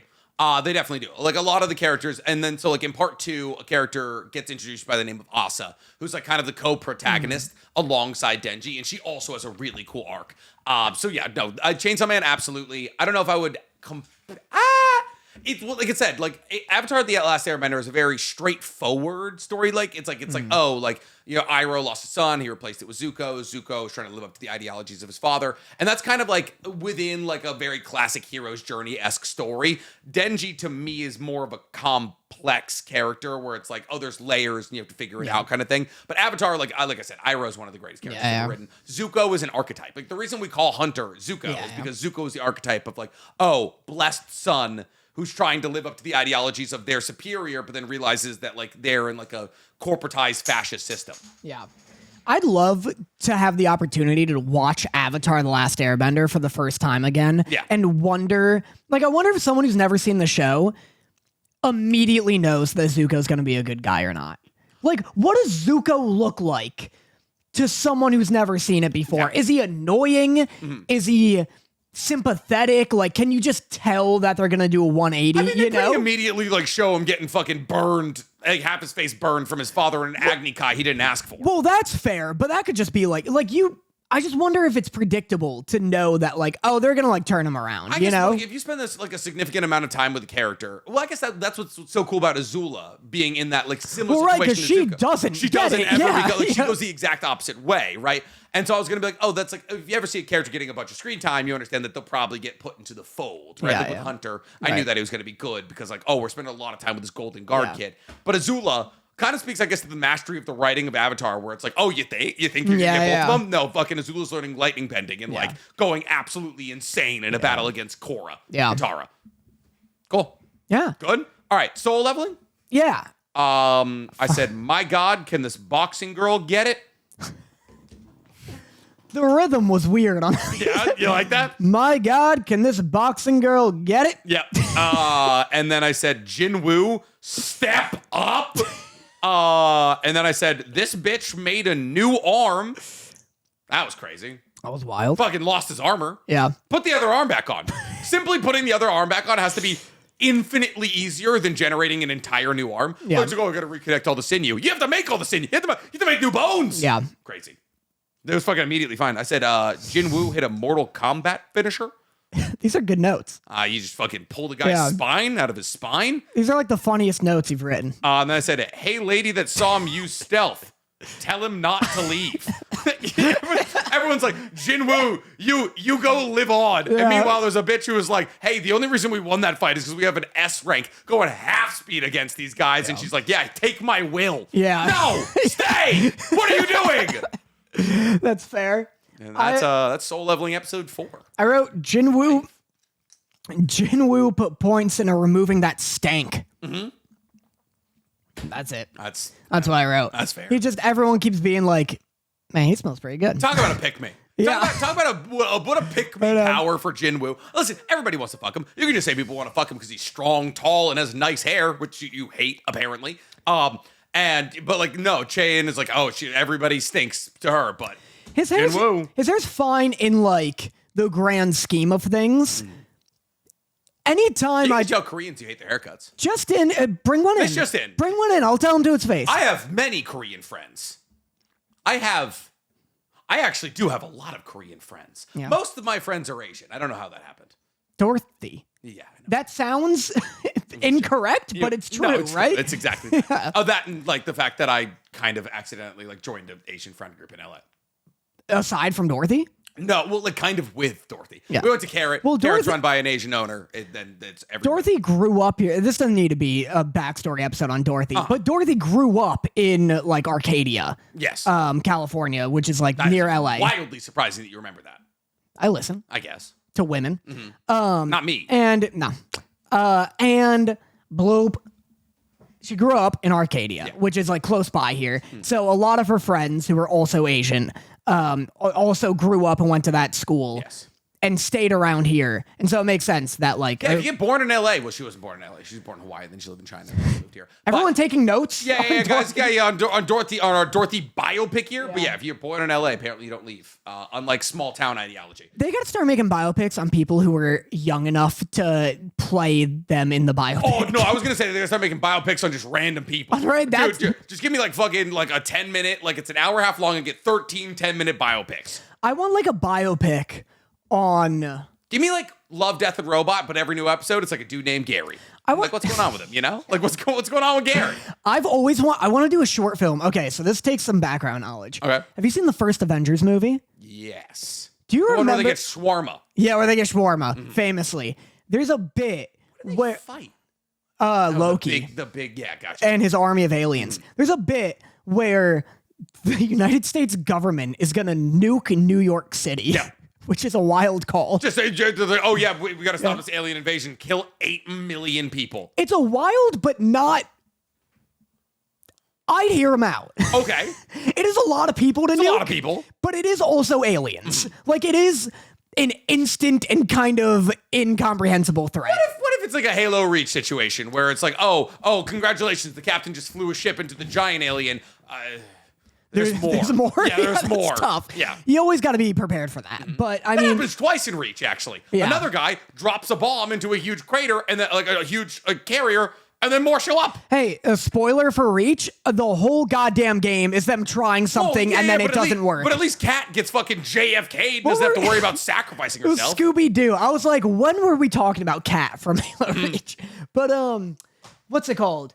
So in Avengers, in the first Avengers movie, they're gonna nuke New York City, and a plane, like a jet, is about to go out and like drop the nuke, and Nick Fury runs out onto the aircraft carrier with a bazooka, and he shoots that jet down, and he's like, whew, good thing that's done with. And they're like, psych, bozo, wrong jet. And then a different jet leaves with the bomb instead. Did the guy with that flying that jet die? Did Nick Fury kill that guy? For sure. Yeah. And that's why I've always wanted to make a short film that's like a 10-minute lead up. It's like, it looks like a Folgers commercial where it's like, you know, the sun, like early morning is just like blooming through the window. He wakes up, his kids are jumping on the bed and they're like, Dad, yeah, we're going to play catch today. Like you said, right? It's like, sorry, the head honchos called me last night. They need me. And the wife's like, again? And he's like, I'm doing something big today, honey. Yeah. And they kiss. I'm getting rid of the Mets. I'm getting rid of the Mets, baby. Well, like, you don't know what it is. You just know he works for the Air Force and he's got this loving family. And then he, like, leaves. She, like, kisses him goodbye. He closes the door. And then just cuts to an unedited clip of Nick Fury bombing that dude out of the sky. $30,000. Put the money in right Yeah. now. Absolutely. Yeah, so anyway. Solo leveling, yeah, fine. I kind of thought this was going to be a more hype episode. Red orcs, that's a cool color for orcs. The high orcs looked dope. Yeah, it's a good color for The orcs. fights were cool. I like the characters that they introduced. Like the whole raiding party is cool. I like the guy trying to be like, oh, it's time to retreat, and them trying to like get through that portal. And I love a bloody eye. I hate that they set us up to be like, oh, Jinwoo's about to go take on this like A rank boss. And then she's like, what are you doing? Yeah. And then the episode ends, and then this one starts, and he's like, you're right, silly me, and then he leaves. And then he's just at a harder dungeon. Yeah, but yeah. It was good. What do you think's gonna happen? Well, I know ants are coming. I'm just waiting for ants at this point. Everything feels like filler until the ants. Everything kind of is filler until it's like when I did my like season breakdown, I talked about how there was the Red Gate arc, which is the first 2 episodes, and then everyone was like, "Oh, but you didn't talk about the Jeju Island arc." And I was like, "Well, the Jeju Island arc isn't going to happen until like episode 10 or 11 of the season." And they're like, "Oh, but like all you talked about was like the Red Gate arc and like Dong Su Huang, Dong Suk Huang." And everyone was like, "Well, yeah." I was like, "Everything else that happens this season that's not that." It's just, we got trapped in a gate again. Right. It's just going to keep happening. Stop going in gates. Yeah, the whole show is just like a crew going into a gate and being like, we didn't know it was going to be hard. It closed again. Good thing there's 14 of us A ranks. Send them on like a routine mission, but develop some characters. Like, not every gate needs to be like, because now it's like, I don't buy that this is a functioning society. No. The whole party gets wiped every time they go in a gate. And he just comes out just draped in the blood of the people he's known for 4 hours. Yeah, so it's silly. It's silly, but it's well animated and fun enough. Yeah, it's silly, but it's shiny, and it makes me feel good about myself. Yeah. Cool. That is our Soul Leveling, Owl House, and Sakamoto Days rundown, which means it's time for Drink or Double Down. Me and Danny have a list of 20 or so hot takes from each of us over the last 100 episodes. More than 2 years of content. Yeah. Should be less than 2 years of content, but we miss sometimes. What are you excited for here? Nothing. Drunk Danny. Okay, that's fair. Um, I'm excited to get reminded of hot takes. uh-huh. But I can't imagine there's going to be a lot that I don't double down on. There's one that you won't double down on. Oh, really? I know for a fact. Okay. Because you told me earlier you won't double down on it. Any Sonic-related thing I'm not getting into. There we go, baby. There we go. It's not worth it. Well- You know what Stank should have done? What should you done? Should have sprinkled in some fake ones Oh, that are just like under Nick. It's like, Nick thinks diddling kids is fine as long as it's between ages 6 and 8. And it's like you said that episode 34, Nick. Yeah, I got the receipts right here. Yeah, like, Oh, fuck. Yeah, just like 6 fake ones that are I'm insane. like blackout drunk, and by the end of it, I'm like, I don't think I can take another shot. It's like, Nick, you need to double down. Like, I gotta go to the hospital. It's like Nick thinks Osama was in the right, and you're like, Listen, Osama was fucking around with the wrong balls, all right? That's all I'm going to say. He was 6'5". I have to pee before we do this. Talk to the chat. I don't know what any of that meant. You're going to leave me on that? So we're going to do this. Like, I'm going to do one, then you're going to do one. Yeah. So my first hot take is that Gogeta and Vegito are the same thing. Make a move. They're the same thing. You're out of your fucking mind. Danny, they're fucking. If I add peanut butter and jelly, Uh-huh. and I'm like, oh, here, take the sandwich. Don't Dan. do this. Take the sandwich. Don't Dan. do this. And you'd be like, oh, is that peanut butter and jelly or jelly and peanut butter? It's the same fucking components, Dan. Because your hair looks different. Your hair. It's the same people. The only reason it's different is because the Goku and the Vegeta that go into Vegito and Gogeta are fucking different at the times that they fuse. That is an infuriating argument. It's the difference between... That logic is sound. And that's why I'm pissed. I know. Gogeta and Vegeta are only different because the Goku and the Vegeta that go into both of those equations are different. It's like, oh, hey, this is a crunchy peanut butter PB&J and a smooth peanut butter. And you think that's the same? No, You think that's the same thing? It's not the same thing. The only reason it's different is because the Goku and the Vegeta that go in are different. What the fuck are you saying? That go in, it's the same guys that become a different guy. But they're different when they become that guy. No, they aren't. Listen, if you call... Base Goku and base Vegeta can become base Vegito. Yep. Base Goku and base Vegeta can become base Gogeta. Yeah. They do different things. They have different hair, different clothes. Yeah, different hair and different clothes. What more do you need out of a guy? I don't know. Fucking fuse him with somebody else. But they're still different. One does a laser sword. The other does the same thing the other two do. Yeah. Gogeta is redundant and useless. I'll admit that. Uh-huh. Vegito does something different than Gogeta, though. Also, actually not, because Gogeta used to do a weird sparkle thing, and now he doesn't do that anymore. Yeah. So They're so different. Are you talking yourself into my point No, here? Yeah, you they're are. different. It's not, oh, peanut butter and jelly or jelly and peanut butter. It's the same ingredient, but I don't understand. Yeah. Because I'm right, Yep. and so are you. Uh-huh. With this peanut butter analogy. Uh-huh. But it tastes different. How about this? I'll do a half shot for you. No. Yeah. No, that's not how it works. Put that down. Okay, I was gonna get it started. You know what, Danny? I'm gonna do it. I'll drink. Because, no, I'll drink. We'll both do a half. Hold on. I'll drink because you've beaten me. I made a mess. Oh goodness. I'm so thirsty. How is that? I have no water. You have no water. You just have your fucking brown goop. Yeah. This is good. Oh, that is just straight up vodka. Yeah. Wow. That tastes expired. Wow. I'm so angry. That's so annoying. That tastes so expired. I need somebody to back me up here because that peanut butter shit is really damning. Yeah. Yeah. You know what? really- The comments will either vindicate you or vindicate me. That's really tough. I put it in terms you could understand. No. Okay. It's like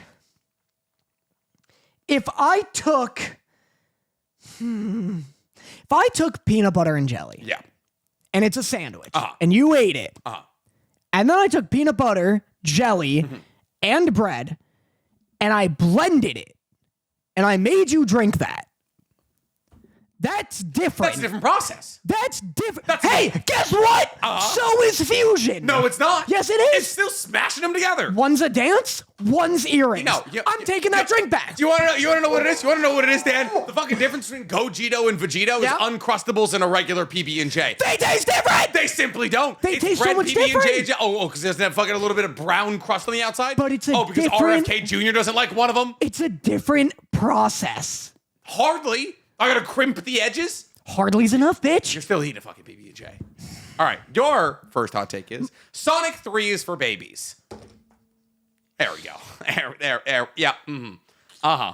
Yeah. There we go. Here's a problem with Sonic. You know, let's see. Oh, okay. Here's a problem with me talking about Sonic. Mm-hmm. There's no scenario in which I win. No. I come on the podcast, and the whole internet disagrees with me.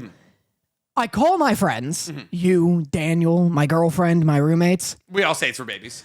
God, I wish you would. Yeah. Because instead, I tell anyone I know, I'm already kind of buzzed. Yeah, I know. That's why I'm doing vodka and you're doing. I think actually those are harder juices. Those might be 7%ers. Nectar hard juice, Yeah. 6%. Okay, gotcha. I go to my friends, the people I hold closest. I go to my friends. I say, this hedgehog, he's too blue. He's too blue and he's too fast. Black one and the blue one kiss. I can't catch him, and when I do, it hurts my hands.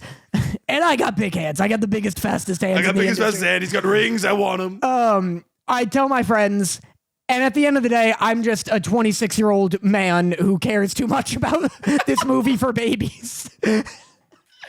All right, you heard it here first. So I can't win. All right. My second take is Jobless Reincarnation was too horny to watch. Boy, oh boy, was that not the Keep going? Was that? But we'll watch High School DxD.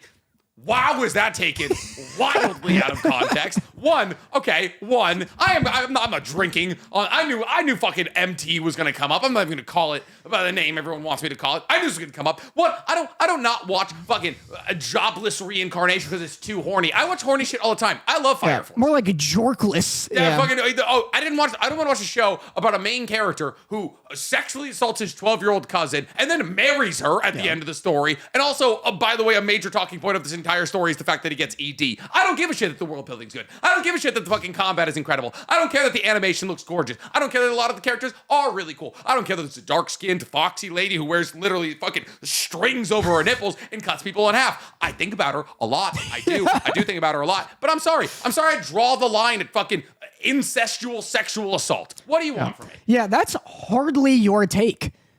Like what's written there? No. That's what's infuriating. I also watched High School DxD when I was 15 years old. It's funny because these were polled.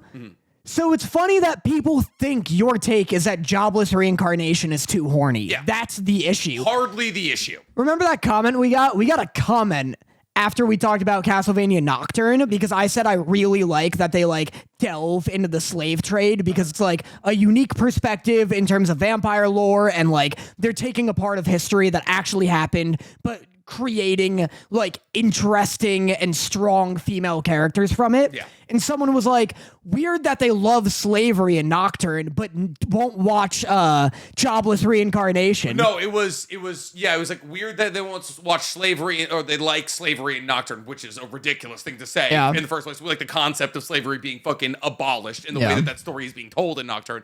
But won't watch Shield Hero because the main character buys and fucks slaves. I was like, yeah, okay, big difference there between Annette telling the story of Same Domain and killing her vampire slave owner and the main character of fucking Shield Hero being like, I'll take that slave, please. I just love that he's like, what a weird thing to boil down slavery as if it's like a trope. What? We're gonna rate your hot takes. Yeah, because we're fucking right. We're fucking right. We're rating your hot takes. I'll drink while Sonic is bad. Read your. It's gonna make me drink. That's gonna be the issue. All right, your second hot take is Apothecary Diaries is boring. Ugh, Apothecary Diaries is so boring. It's about nothing. It's Sherlock Holmes. It's Sherlock Holmes, but you're not willing to have that conversation yet. It's just simply about nothing. It's so slow moving. Do you like Sherlock Holmes? It's like I like one mystery Robert. episode. The longest the mystery goes is like 3 episodes. Yeah, it's one mystery an episode, and it's always just like, they're fucking doing something chemically wrong. That's cool. Because she's apothecary. It's fucking Dr. Stone. It's Dr. Stone, but like in China. I love a smart character figuring something out. But Mao Mao is so not interesting. None of the characters are interesting. Wrong. This is double down drinker Trump. Yeah, exactly. Yeah, do your worst fucking impression. I like that we're still not good at it. I like that we do it all the time. We're still fucking awful at it. I just love let's get Trump on here and debate anime with him. Wrong, Apothecary If we get Diaries. Trump on here, we have to kill him. Like you realize we have to kill him. Like if he came on here, I bet we could say that to him and he'd understand. What? If somehow we made it that far that he's on here, we'd be like, you understand at the end of this, like we have to make an attempt on your life. Yeah. And he's like, I understand completely. There's snipers at the windows. And it's like, okay. Do it or you're gay. He's like, well, all right, gotta get him now. I just like, God, Apothecary Diaries. I just hate feudal Chinese soap operas. Crazy. A crazy take. It's just... Says the man who is like, oh, God's favorite disciple or what? No, what's your fucking...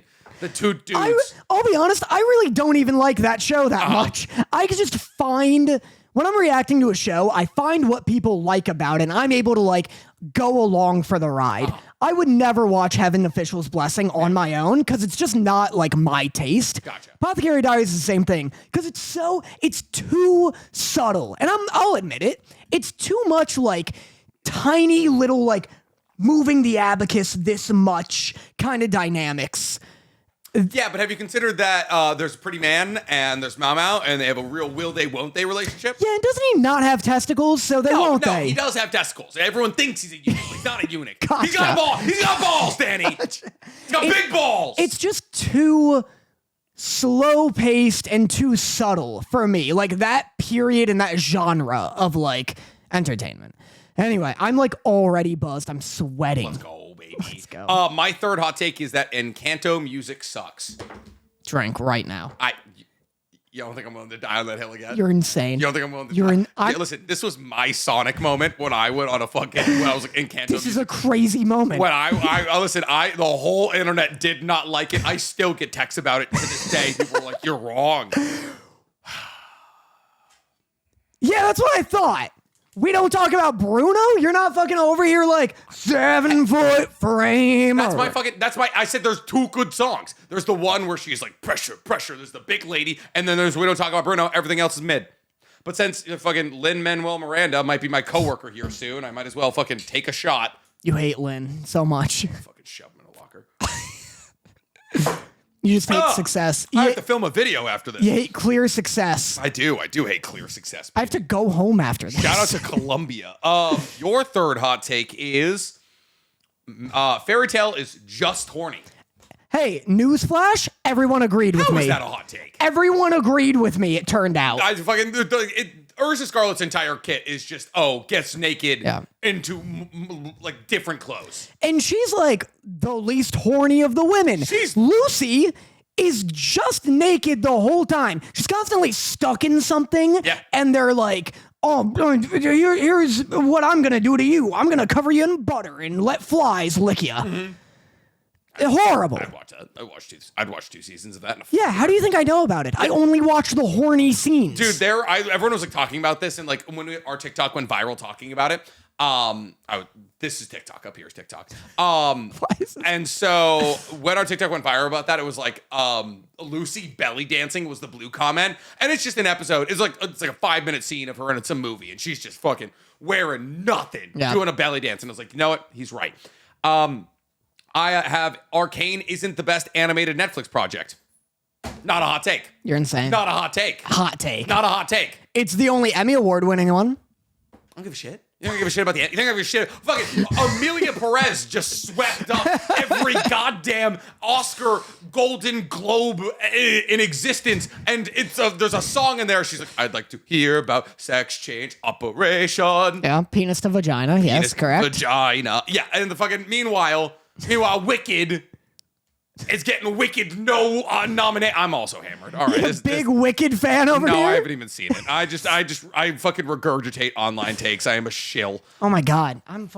How'd this happen so fast? This happened really fast to me. All right, so, no, Arcane is absolutely... Can I come at you real quick? You can come on me. Can I come on you real quick? Yeah, absolutely. I hate you. Why? I hate you fundamentally. Okay. We're constantly... I'm getting a fucking... I'm getting a 80-hour Arcane... Or, Jesus Christ. Castlevania back piece. It's not about that. In 2 weeks. It's not about that. It's about you as a fundamental person. Mm-hmm. We're constantly in public settings where you're just gassing up something you haven't even seen. Absolutely. You're just a little fucking crab. Absolutely. You're just a little... Hey, Danny, I like people feeling good about themselves. If somebody's like, oh, I love the Sonic movies, I'm like, hey, man, that's awesome. I also enjoy them. You knew what this was about. I know you're talking about the moment with Isaac where Isaac is the biggest Sonic fan I know. I'm not going to go to the guy who literally posts stories of like Shadow the Hedgehog and being like how I'm feeling today or something and be like, hey, I don't like the thing that you love. I'm over here getting crucified by the entire goddamn internet, almost out of a career, and you're going up to a guy who's a Sonic fan and acting like you've seen the goddamn movie. Don't act like you don't do this. Everyone does this. Everyone does this. I don't do this. Everyone does this to some degree. Someone's handed you a script or something, and you're like, oh wow, this is great. Oh my god, this is so good. Somebody like comes up to you at a con and is like, oh, here's my idea for an anime or a manga, and you're like, that's fucking genius. Absolutely. I got my Levi. You're getting too specific. I got my Levi Beast Titan sword over here, dog. Dude, that's the thing. Everyone lies. Everyone lies about things to make other people feel good about it. But you ignite it. You initiate it. Okay. You initiate it. You went up to Isaac and you were like, oh, Sonic 3, did you like this scene? And I'm like, this fucking shill. I've seen it on TikTok. I've seen enough to hold the conversation, Danny. That's my entire thing. I tell you this all the time, Dan. No one trusts Nick. Nick ever comes up to you. Don't trust me ever. I'll tell you right. I'm probably lying. I am.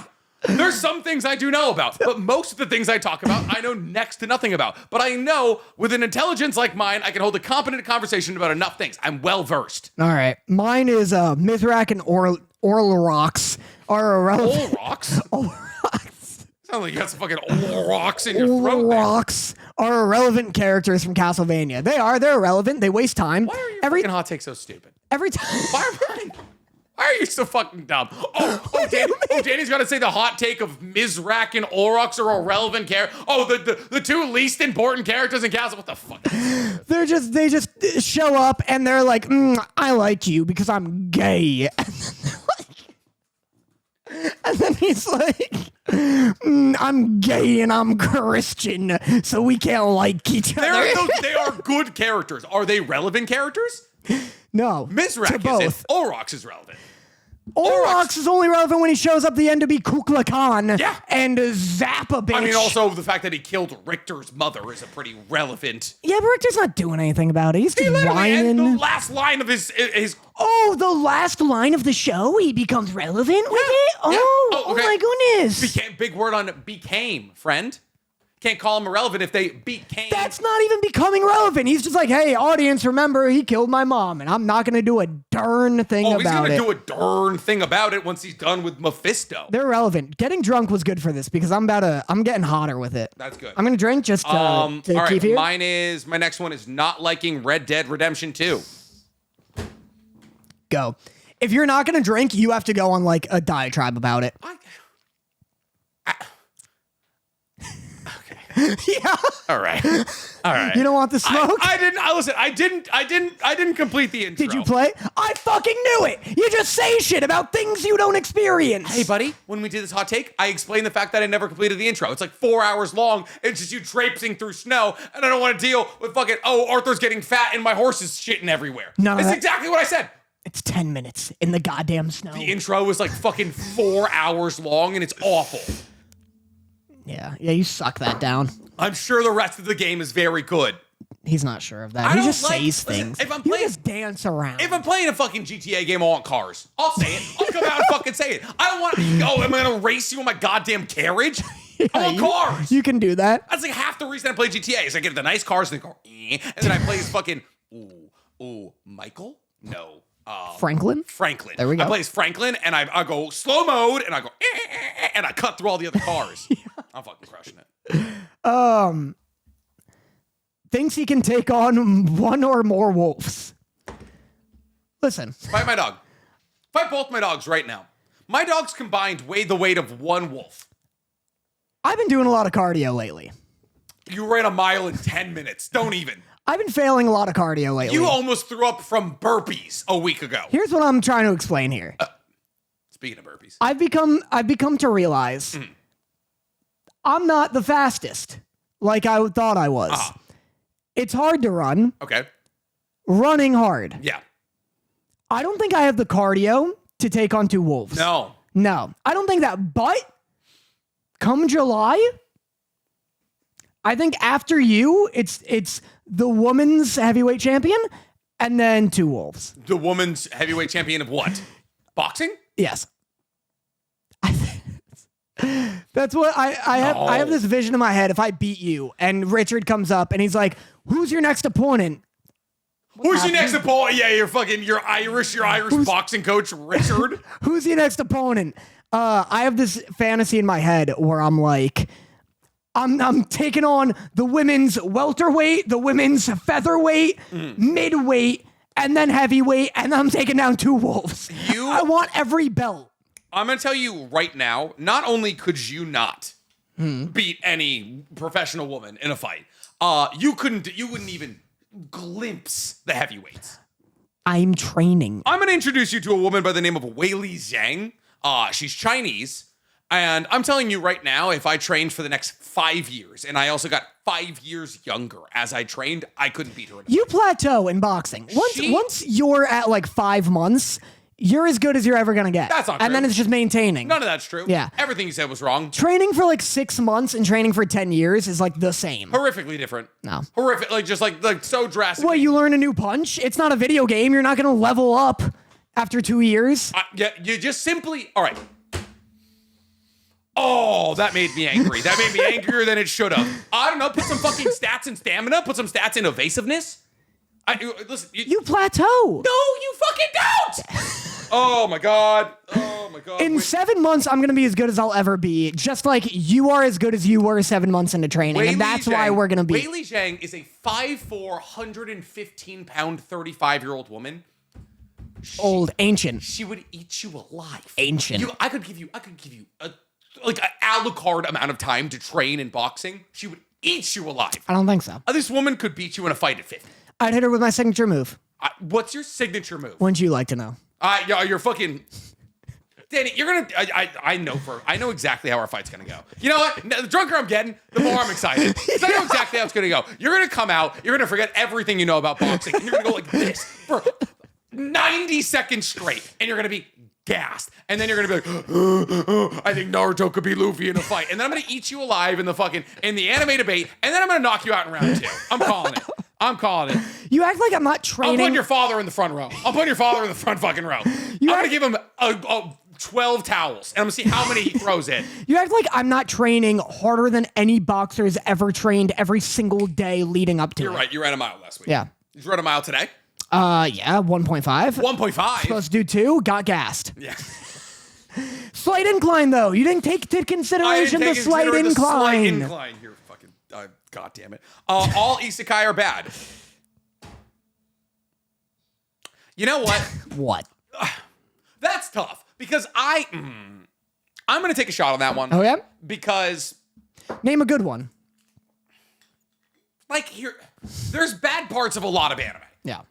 That's fair. There's good parts of Slime. Slime season 1 and 2, incredible. ReZero season 1. And the first 6 episodes of season 2, really good. I've heard that season 3 of ReZero is a fucking masterpiece.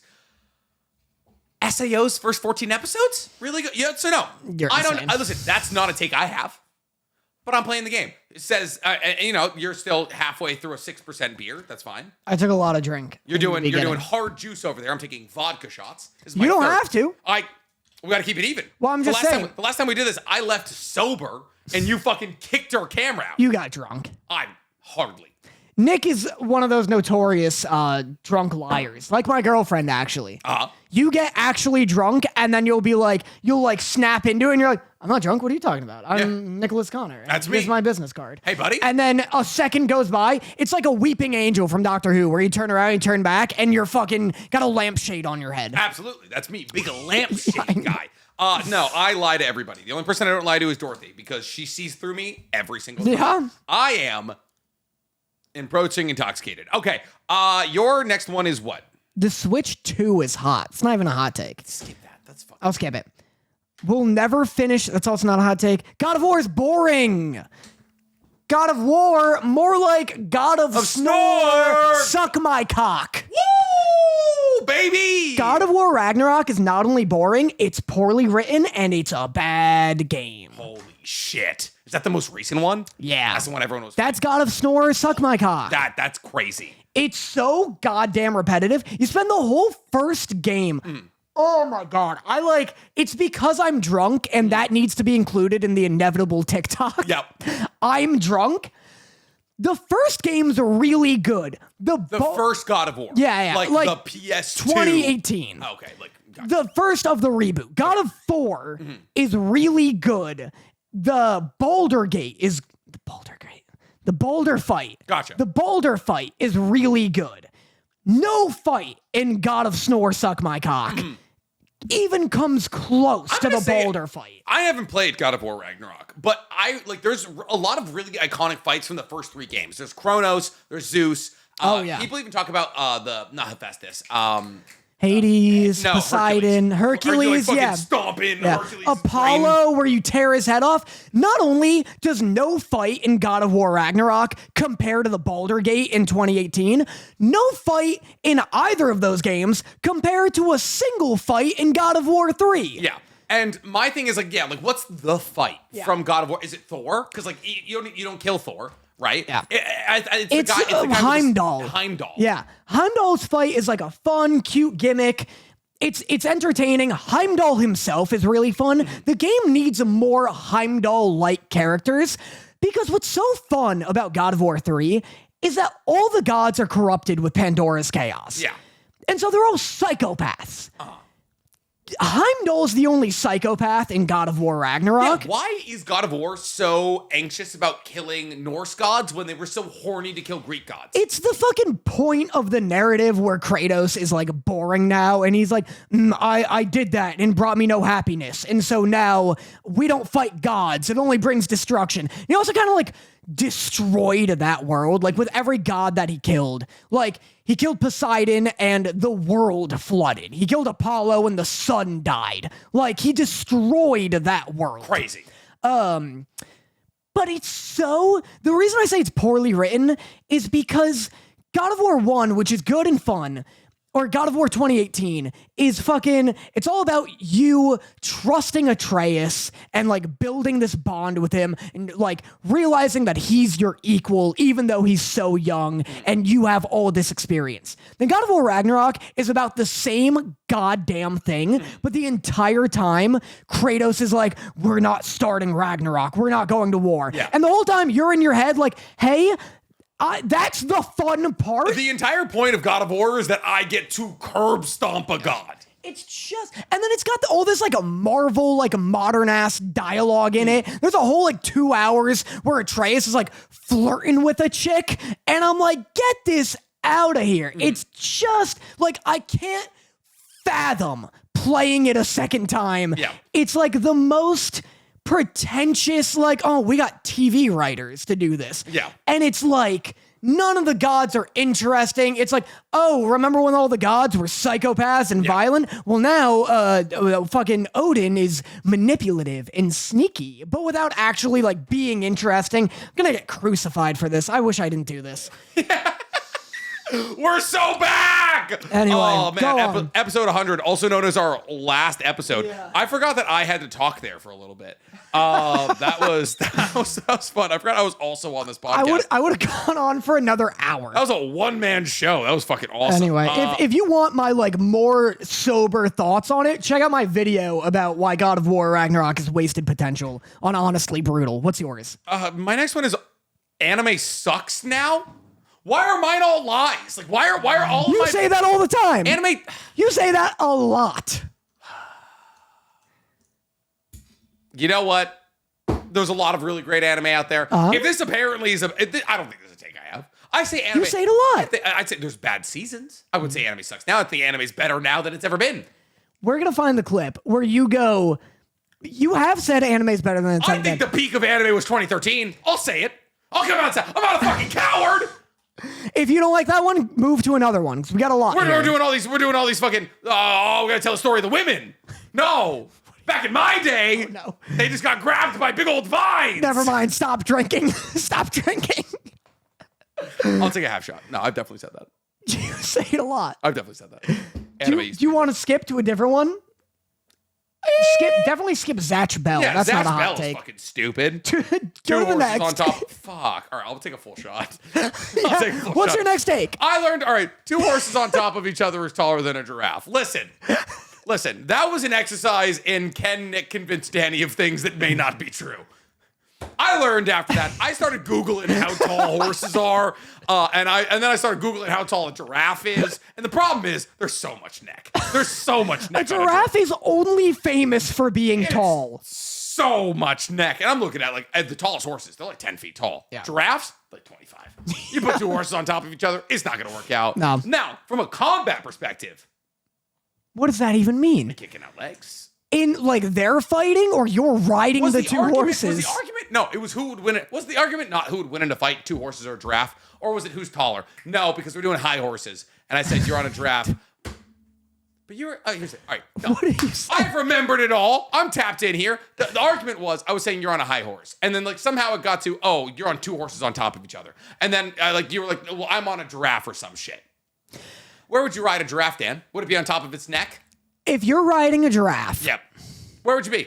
Okay, hold on though. Yeah, because you're still wrong. Where would you be on the giraffe, I'd be Danny? on its back. Yeah. If a horse is riding another horse, where are its legs? On top of each other. Like it's a skateboard.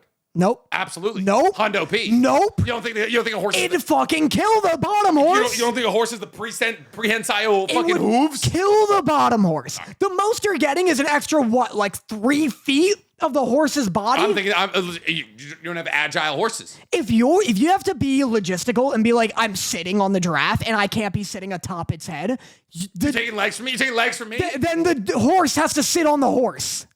All right. I'll kill you by the end of this. I'll take. It's a fat It's supposed to be shot. us versus them, Dan. All right, we need to remember that it's not left versus right. It's top versus bottom. I don't know if this is on here. It might be. Fine.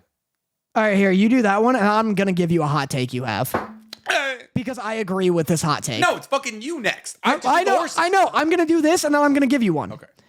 Why the fuck the Switch 2 is hot? Why are yours bullshit? Aloof. No, Laboon sucks. I skipped that one accidentally. Okay, gotcha. Laboon sucks. It's just wrong. Double down. How? He does nothing. He's just a fucking whale. You haven't That arc. You haven't ended Brooke's backstory yet, you simpleton. That arc is so boring. Oh my god. Here, I'll triple down on it. Oh yeah. One Piece gets so goddamn boring with the giants, with LeBron. Yeah, you're in the bad part of One Piece. Well, that's what I'm saying. That's why I hate Laboon. Laboon's boring. The giants are boring. Yeah. Doggy and Broggy kind of suck, low-key. I hate the numbered people. Like Mr. 1, 2, 3, Miss All Sunday. Yeah. Whoever does the Whiskey boogers Peaks. has a great design. Mr. 2? I think it's 2. Don't they kill him at the beginning of the live action? Right? Don't they show Zoro and Zoro cuts his fucking head off or There's something? no way that's who they kill. That'd be crazy. That would be crazy. The only black member of the team they murder and... No, Zoro kills somebody. He kills one of the numbers. He does kill one of the numbers, for sure.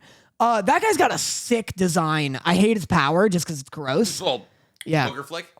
It is cool conceptually, but then it's like, this dude, can this guy breathe through his nose? Or does he have to wait till he has a bug? Oh, imagine when he's got to blow his nose? Well, I mean, because I don't always have a bug, you know? Like at any given moment, you don't have a booger. Right? What? You pick your nose? No. I use a napkin. I use a tissue. You don't pick your nose. Like a civilized man. You don't pick your nose. No, because then I have to go wash my hands. You feel a crusty one up there? You don't? No. Crazy.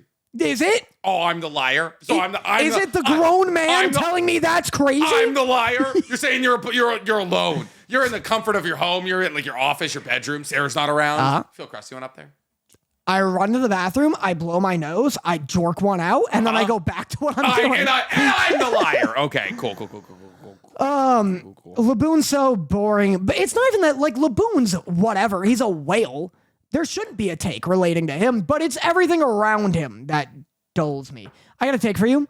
At one point, you said you would never die to a fire. Back on me. I have to do 2 in a row. I just did it. I have to do 2 in a row. Okay. Yours are fucking awful. Yours are actually terrible. Elusive Samurai being a nothing story. It simply is. Do you want me to skip that and go to could be Geni Naruto? Because I'm right. Because I'm right. You're not. You think a child has better stamina than me? I've been running for a week. I have been running for a week. Danny, I drink 1,000 calories a day. If there was a legal way I could procure 200 12-year-olds to fight you, I would. Danny, what are you going to do? He can't do 200 immediately. He simply can. He simply can. Actually, before he's even a Genin, he can. The second I touch him, poof. Danny? Poof. Danny. Does he get weapons? Because then me too. Yeah, he does. Then me too. Nunchucks against clones? Why has no one thought of it? What they have, Danny. Episode 1 of Naruto features Naruto using multi-shadow clone jutsu, a jutsu he has stolen from the Hokage's residence against Mizuki. That is before he's a Genin. As a Genin, he has multi-shadow clone jutsu. Do I get a gun? No. Why? Why would you get a gun? He gets shadow clones, he gets weapons. Does he not get weapons? Why? What part? Nick, hey, does he get weapons? He's got kunai and shuriken. Okay, I have a gun. You have kunai and shuriken. I turned off. You have a gun. Your entire point was you have a gun. Okay, here's the thing. Does Naruto have weapons? Yes or no? Kunai, shuriken. Why don't I? I can give you kunai and shuriken. That's it. That's all you get. Why? Why would you get more? Why does he? Oh, do you want a fucking atomic bomb? What do you want? Okay, here's the other thing. Why do you get a gun? Why do you? Someone in chat. Are you known for your gunsmanship? Someone in chat pointed out that Naruto at that point Have you shot a gun before?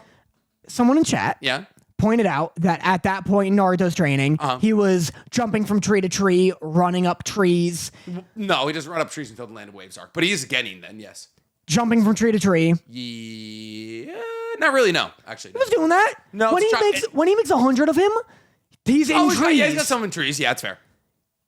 The only reason he can do that is because physics allows that in that world. Do I get Naruto world physics, or does Naruto get my world physics? That gravity is less than in the Naruto? They get chakra. Chakra here doesn't do that. You don't get chakra. Why would you get chakra? The reason I can't run up a fucking tree is because no one can run up a tree in our world. 100% you can run up a tree in this world. People do it every day. How do you think people trim fucking palm trees? With cables? Get a cable. Buddy, you don't. Do you not understand? I'm gonna break everything in this room. You want chakra? So you want chakra in this fight? In this fight against a 12-year-old? In this fight against a 12-year-old, this is a 26-year-old man. You need chakra. Why does he get chakra? Cause he has it's fucking. He can't live without it. It's his lifeblood. It's not. If you run out of chakra in the Naruto universe, you die. I'm saying you can't be like, oh, Naruto can do this because he's more skilled. It has nothing to do with skill. It's because I don't live in a world where I can make shadow clones. Yeah, buddy, that's cross-universe. That's cross-universe fights. Why would you get to make shadow clones just because I throw you in the Naruto universe? Regardless, you're saying that you can beat Genin Naruto in a fight, not in a fucking ninja fight. Regardless, I could take him. No, you couldn't. Yes, I could beat 200. Take a drink. I'll take a drink. Finish the drink. I can beat 200 kids in a fight. You couldn't. Yes, I can. You couldn't beat 50 kids in a fight. What are you gonna Google? Could Danny Motta beat 200 kids in a fight? I'm calling my local children. Yeah. How Danny, many? If you have a contacts of 12-year-olds, if you have 200 12-year-olds in your contacts, we're gonna have a conversation after this podcast. Make as a Genin. There's no number. There's no number to the amount of multi-channel. Hey, Danny, you're talking to Naruto Google right here, brother. It's my gig. Finish it. Finish it. You won't. Finish it. You won't. All right. Fine. You know what? Hey, we'll go to mine. Wait, can I ask you a hot take? You at one point claimed you would never die to a fire. I wouldn't. And I think I agree with you. Do you double that down? 100%. Yeah. Unless the fire is in like if we're talking like World Trade Center. If we're talking like fucking 9/11. We're not, but go on. Like if a fire breaks out in my house. Yeah. I'm so good. I think I agree. I think If I'm in a fire in a building that's less than 3 stories, I'm fine. A wildfire is different because it's like the whole goddamn landscape's on fire. We may want to watch what we say here. Listen, the only people that died in the LA fires were like people who were either trying to fight the fire by themselves to save their house or like elderly who couldn't get out. Yeah. I am at a point in my life where like, oh, there's a fire a mile away. I'm gone. I don't think I'm packing my dogs up. I'm leaving. In your house too? If there's a fire in my house, If the fire's here, you're asleep, your house is on fire, LA around you's on fire. LA around me is on fire. Yeah, like all of LA. well, like you know, like the your house is on fire because the fire got to you. Are you saying why am I still here? Because you're asleep. Why would I? If You're just sleeping through. Fire does You not- didn't. fire It's does not- fast, my guy. it does not encroach that quick. It absolutely does. Did you not see there was apps? There was entire apps during the LA fire thing. Was like, oh, by the way, like in the next 12 to 24 hours, you could be in an evacuation zone Yeah, possibly. like 6 days into the fire, it's like ground zero, like day 1 of the fire. You're not on the app. Ground zero, day 1 of the fire was in the mountains. Oh, there we go. Find it. Excuse me. Find it. I'm not dying in fire. There's Fires multiple- are so fast. Listen, there's plenty of ways that Nick could die. I would drown. I would drown so hard. I panic underwater. I'm telling you right now. I panic. If somebody was robbing a bank, I'd try to grab the gun. I would. I don't know. I'm an Same. idiot. I want a hero's death. Every man fantasizes about having a hero's death. That's true and that's fair. But I'm not dying in a fire. I also have that kind of feeling. Stank hates when I make this point. Really? Stank hates when I make this point. Stank's got fire trauma. Oh, damn. Yeah. So he's like, no, you die in a fire. Me? No. I'd just blast out of a window. Like, I'll fall I'd 20 get feet. hurt. I'd get hurt. I'd break limbs. I'll break a limb. Yeah. That's fine. Fucking house is on fire. I'm not. I just think if I have to The survive. only thing getting me killed in a fire is the fact that I need to get my dogs out. And I know my dogs won't survive a 20-foot fall. It was like -12 with the wind chill in the morning. What? What are we talking about? Get back here. We're doing hot takes. You're 1 beer in. I brought 6 up for you. All right, what's No, your? I brought 7 up for you. All right, what's yours? Mine is Michael Bay being Nick's favorite director. Hardly a hot take. Did Stank actually poll anybody? Yeah, is this all just memory? Is it just memory, Stank? We should have had these on YouTube community.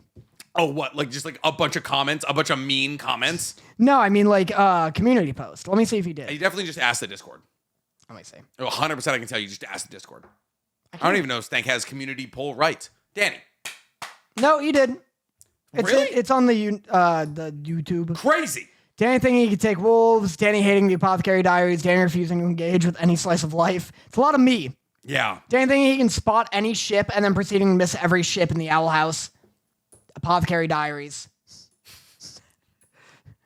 Danny called Freer and boring. Yeah, there we go, buddy. How deep do you have to get for a Nick hot take? Danny take on the Wait, Apothecary. why are all the hot takes Danny in the comment section, yet all of mine are like, oh, Nick hates Latinos. Like fucking what? Like what? These are all what? Because the Encanto movie sucks. Yeah, Oh, I because the see. music sucks. These are all Apothecary Diaries. Good. It's a bad take. It's a bad take, friend. I'd be so much hotter on that if I could remember a goddamn second of Apothecary Diaries. I think there's an episode where they're like, all these women are dying, and she's like, it's the fudge. Got him. Cool. Sick, Mau Mau. It's mostly just fucking makeup related and or tea related. Yeah, no. So mine is Michael Bay being Nick's favorite director. Listen, my favorite director currently. If you take the whole discography, listen, Michael Bay's got what? Apocalypse. No, what's the moon one? What's the moon one where he's like, it's harder to learn drilling than being an astronaut. Yeah. That one's great. The Rock. Transformers 1 through 3, The Rock Transformers 1 through 5. are all Michael Bay. I'm saying 1 through 3. Okay. Are like Yeah, those I are gotcha. his Yeah, best yeah. hits. Transformers 1 through 3, there's The Rock. Yeah. There's Pain and Gain? is that Michael Bay? Yeah. That's a fun movie. I haven't seen it. If you want fun movies, Michael Bay's your guy. Listen, I'm gonna take a shot because like if I'd say my favorite director of all time, I'd say Danny Motta. Let's go. But outside of Danny Motta and Michael Bay, my favorite director is probably The Den of Wolves guy? fucking Den of Thieves. Yeah. Den of Thieves. No, my favorite director probably currently right now is like I don't know. I don't want to say Christopher Nolan. He makes fucking self-indulgent ass movies. Damn. Everybody's like, oh, are you moving backwards? It's Tenet. It's mostly Tenet. Everything else but Tenet I really like. Quentin Tarantino. Let's go. That's fucking... Yeah, you know what? No. I was about, it's a basic bitch answer. Quentin Tarantino makes great movies. Yeah. I love feet. I don't. I wish I had a foot fetish. Imagine. Why do you wish that? Because imagine...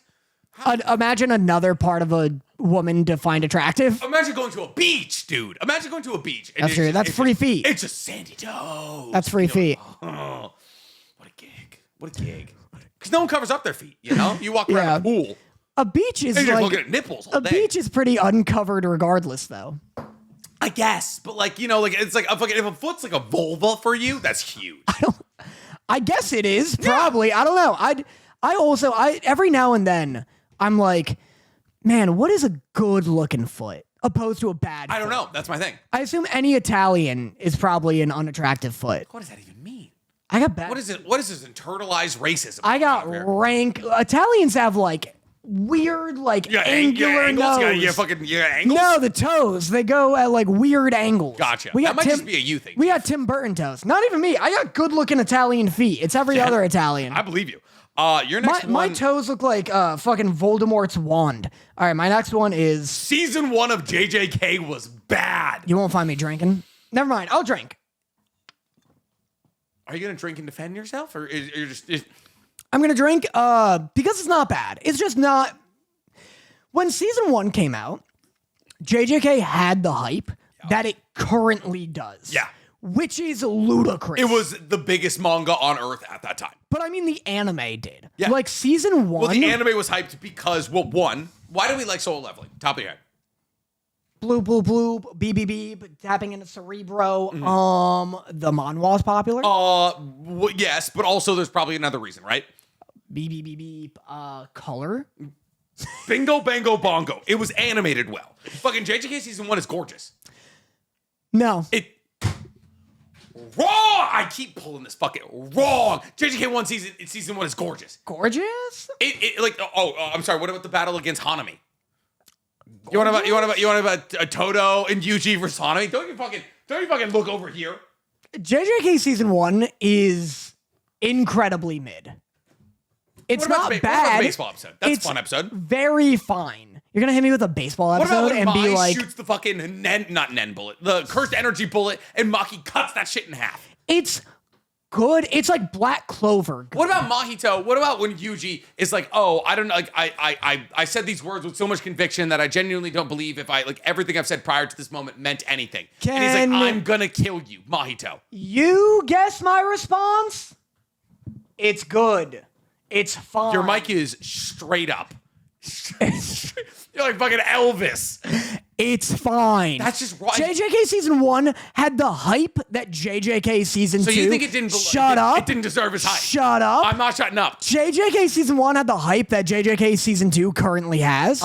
Which is deserved in season 2. Season 1 is the most like fine ass, bland ass, mid ass, like well animated, good fights, cool powers. Those except are the 3 Yuji, things you like. Those are the 3 things you want from Dragon Ball. Yuji's lame. The fucking Shadow Guy's lame. You think Nobara's lame.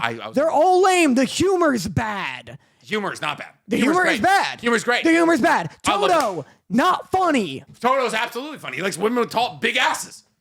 That's the joke? That's it? What's wrong? That's all it takes? Danny, what are you, a baby? You like women with big asses.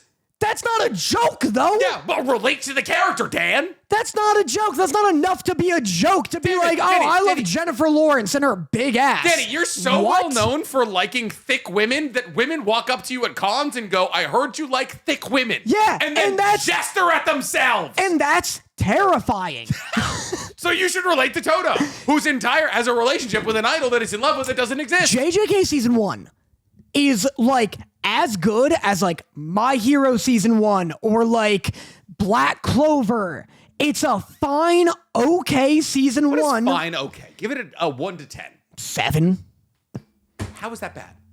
The take is, mind hey, you, season 1 of JJK was bad. Hey, idiot boy, did you notice the part where I drank and then amended it? Oh, yeah?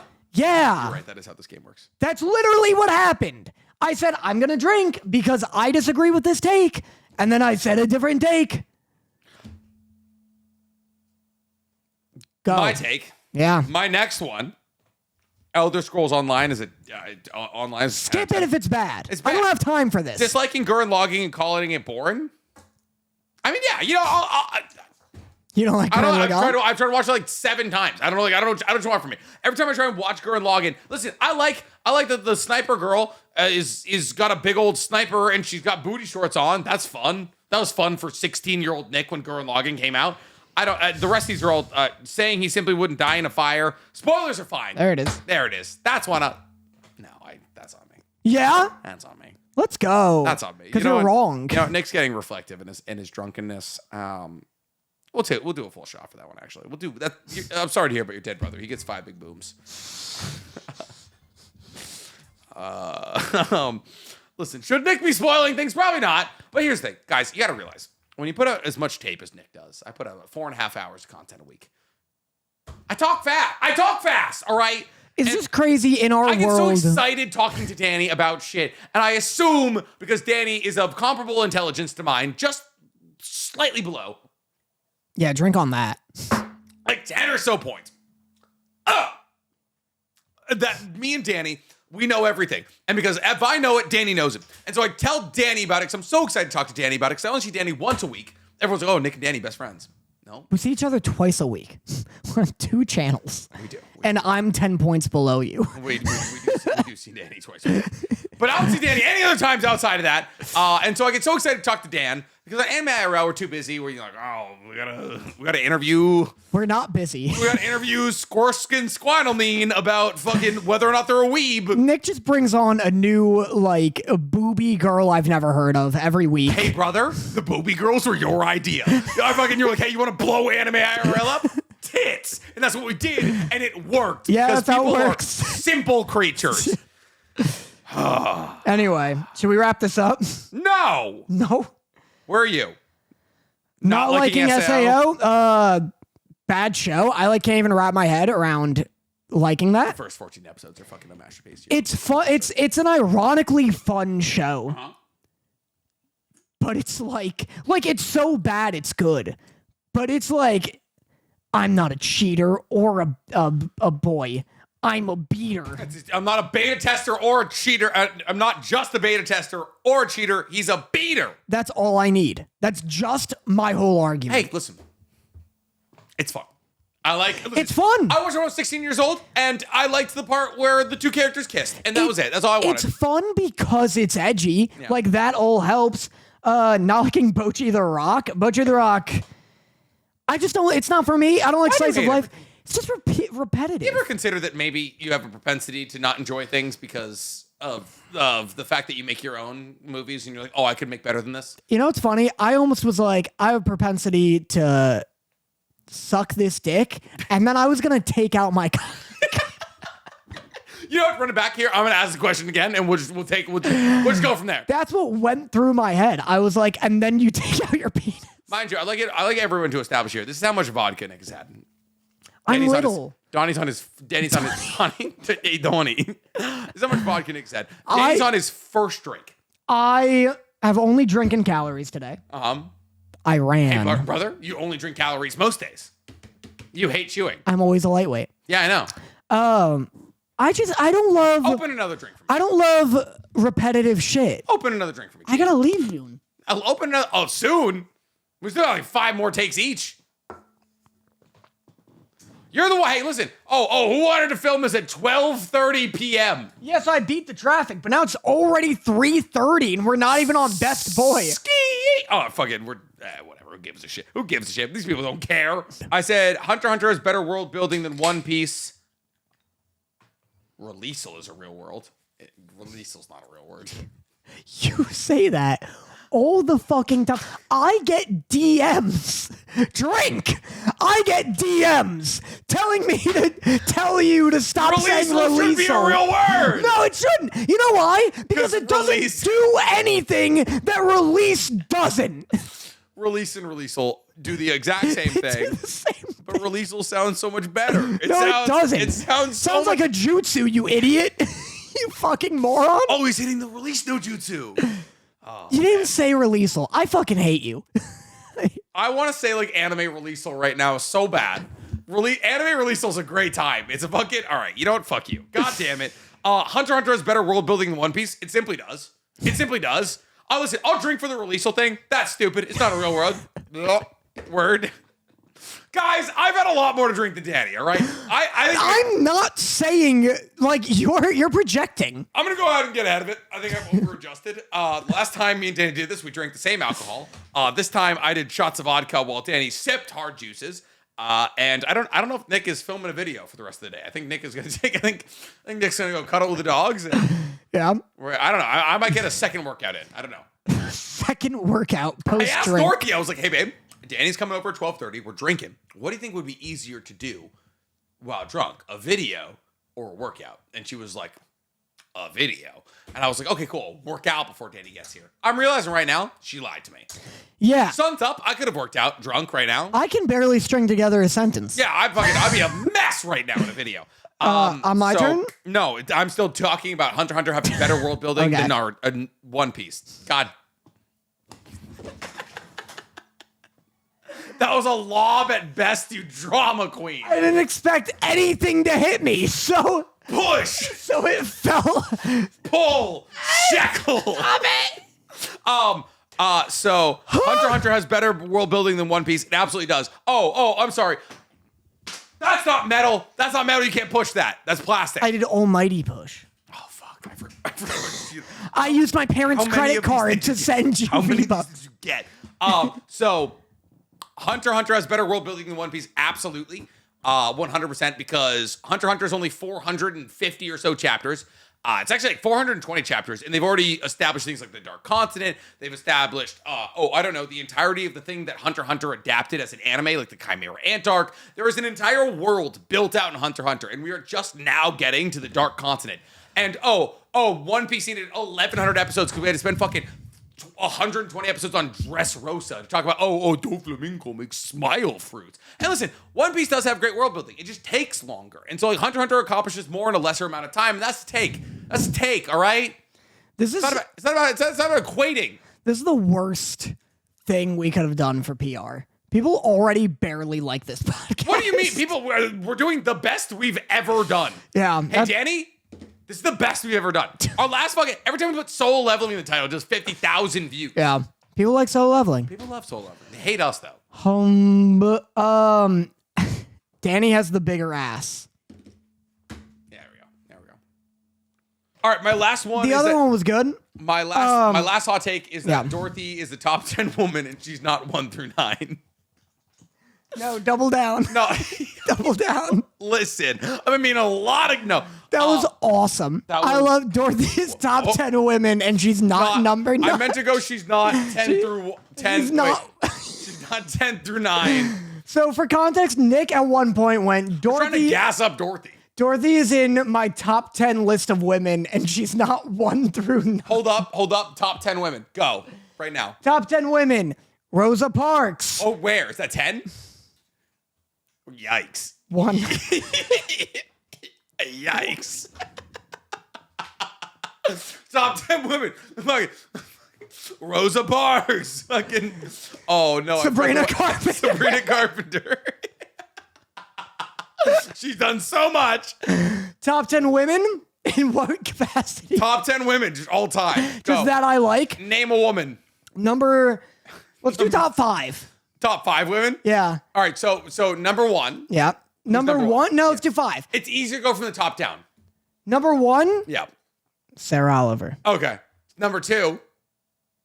Natalie Dormer? It's wild it wasn't your mother. Karin? In what? I'm like Karen's top 5 for me. in what capacity? Oh, in the capacity. Because some of these I'm attracted to. Hey, brother, I'm just saying top 5 women. All right? You don't have to sexualize every time we have a conversation about women. All right. Number 1, Sarah Oliver. King of the lesbians, Number my 2, ass. Megan Thee Stallion. Number 3, my mom. Number 4, Natalie Dormer. Who is Natalie? Oh, the girl from Game of Thrones. Yeah. That's great. My guy. That's a great Yeah, she's really good. All right. And then number 5. You got it. I'm like kind of on the Sabrina Carpenter Harriet train Tubman. lately. Yeah, no, it's it's Harriet. There we go. Badger stats. There we go. It's her. Good job. Me, number 1. Number 1, me. Me. I got news. Number 1, Elizabeth Connor. 2 is Dorothy. I'm homies with my mother. 3, Dochi. Who? Dochi the Rock. Who? Dochi. Fucking Grammy award-winning album of the year. Rap album of the year. Dochi. I wasn't 4, even Megan Thee Stallion. 5. This is an outrageous outfit. I played you her songs, you monster. I looked her up at the Grammys, and she's in a parachute. 5. Man. So we've done Elizabeth Connor, Dorothy, Dochi, Megan Thee Stallion, and rounded out Ellen DeGeneres. I'm kidding. She was the apex. No, Hawk to a girl. That's it. Bingo, bongo. Number 5. I'm gonna go to sleep. No, I took my shot. Dorothy is number 1. No, she's number 2 in my life. Nice, right? My mom. I was raised by a single mother. What do you want from me? Has a bigger ass. Listen, I dislike One Punch have more Man. takes than I do? Oh. I think you do. Would eat a Moogle. What is a Moogle? What is a Moogle, brother? Did I forget this one? What the fuck is a Moogle? We did that at the con. Oh, really? Oh. That sounded like my dad hearing, like my dad being like, "What's the gritty?" Why do you want to say who's the Rizzler? Fucking what? Oh, it's funny. Yeah, I'd eat a Moogle for sure from Final Fantasy. But hates One Punch Man. Yeah, a lot of your hot takes are just you hating shit. Here's the thing: I can hate something and not think it's like bad. Things can just not be for me. Yeah. It comes back to the thing we were talking about where Megan Thee Stallion's a number 2 girl in the world. Yeah. But the second thing I was talking about is I can, like, when we're talking... Coin attack. Cut it. Please. Cut the whole episode. Please. Oh, man. Dochi, if you're listening to this, hit my line. Megan. Megan, please. Megan, I'm better than this. It's where if I'm talking... We could have Megan. Like, we could get Megan on the show. That's no the shot. The way we could... I could pull some strings to get Megan Thee Stallion. Pull some get us Cena first, and then we'll... Who? Cena. John? Yeah, John. John, fucking wrong guy. Oh, can I say something real quick? Hey, You Chief, have- we're 2 white guys with mics. We can say whatever we want. You have a body wash. I took a shower here today. Oh, did you get the fucking apple? The Christmas? Listen. The apple body wash smells like drowning. Hey, brother, I didn't buy it. When Cody and his wife Jen stayed here, they went to like CVS and got like Christmas body wash on discount. You have a body wash. It's like winter crisp apple. It smells like drowning feels. It's like it gives you that sensation in your nose where it like hurts a little and you're like, don't breathe in. Don't breathe in. Yep. So that sucked. But with One Punch Man, it's like I can dislike something. It's not like Asmongold. I can dislike something and the thing is women. And it still be good. Yeah, like women. I mean, or like good for you. I don't like repetitive stuff just in general, which is why I don't like slice of life or episodic stuff. Yeah. One Punch Man is so repetitive where it's like, oh, a big fish monster is terrorizing the world. Deep Sea King. Deep Sea King is terrorizing the world. And Bike Man is like, I gotta Moomin stop Rider. him. Fucking put some respect on his name. I gotta stop him. And then Bike Man gets walloped. And then He does. He's got nothing. He's got nothing for him. And then One Punch Man comes in. Saul One Punch Man comes in, and he's like, buddy, you gotta back up. He does a couple of He Y-iotas. does a big Y-iota. And then he changes the fucking barometric meter. Like, fucking juices this tuna into the clouds. Juices them. And I'm like, I get it. Like, and then I start the next episode and I'm like, here's the monster. He's gonna come. I'm coming. One Punch Man's gonna show up by the end of this and beat him. Like, I don't care. 100%. Anyway, do you have more? You have more. I have more? Yeah. No, I'll head into the both category. Yeah. Daima sucks. Amen, brother. No. I'm gonna take a half shot. Okay. I feel like we were too mean to Daima. You keep coming back around on Daima, I will plant my feet and say it's a 2 out of 10 show. I feel like we were too mean to Daima. Daima is a product of the fact that both me and Danny have to watch a lot of anime. And Daima's not good. It's not good. It's not good, but it doesn't suck. Like Daima doesn't suck. It's like it's there's cool fights. It's cool to see the entire cast like hanging out in the demon realm.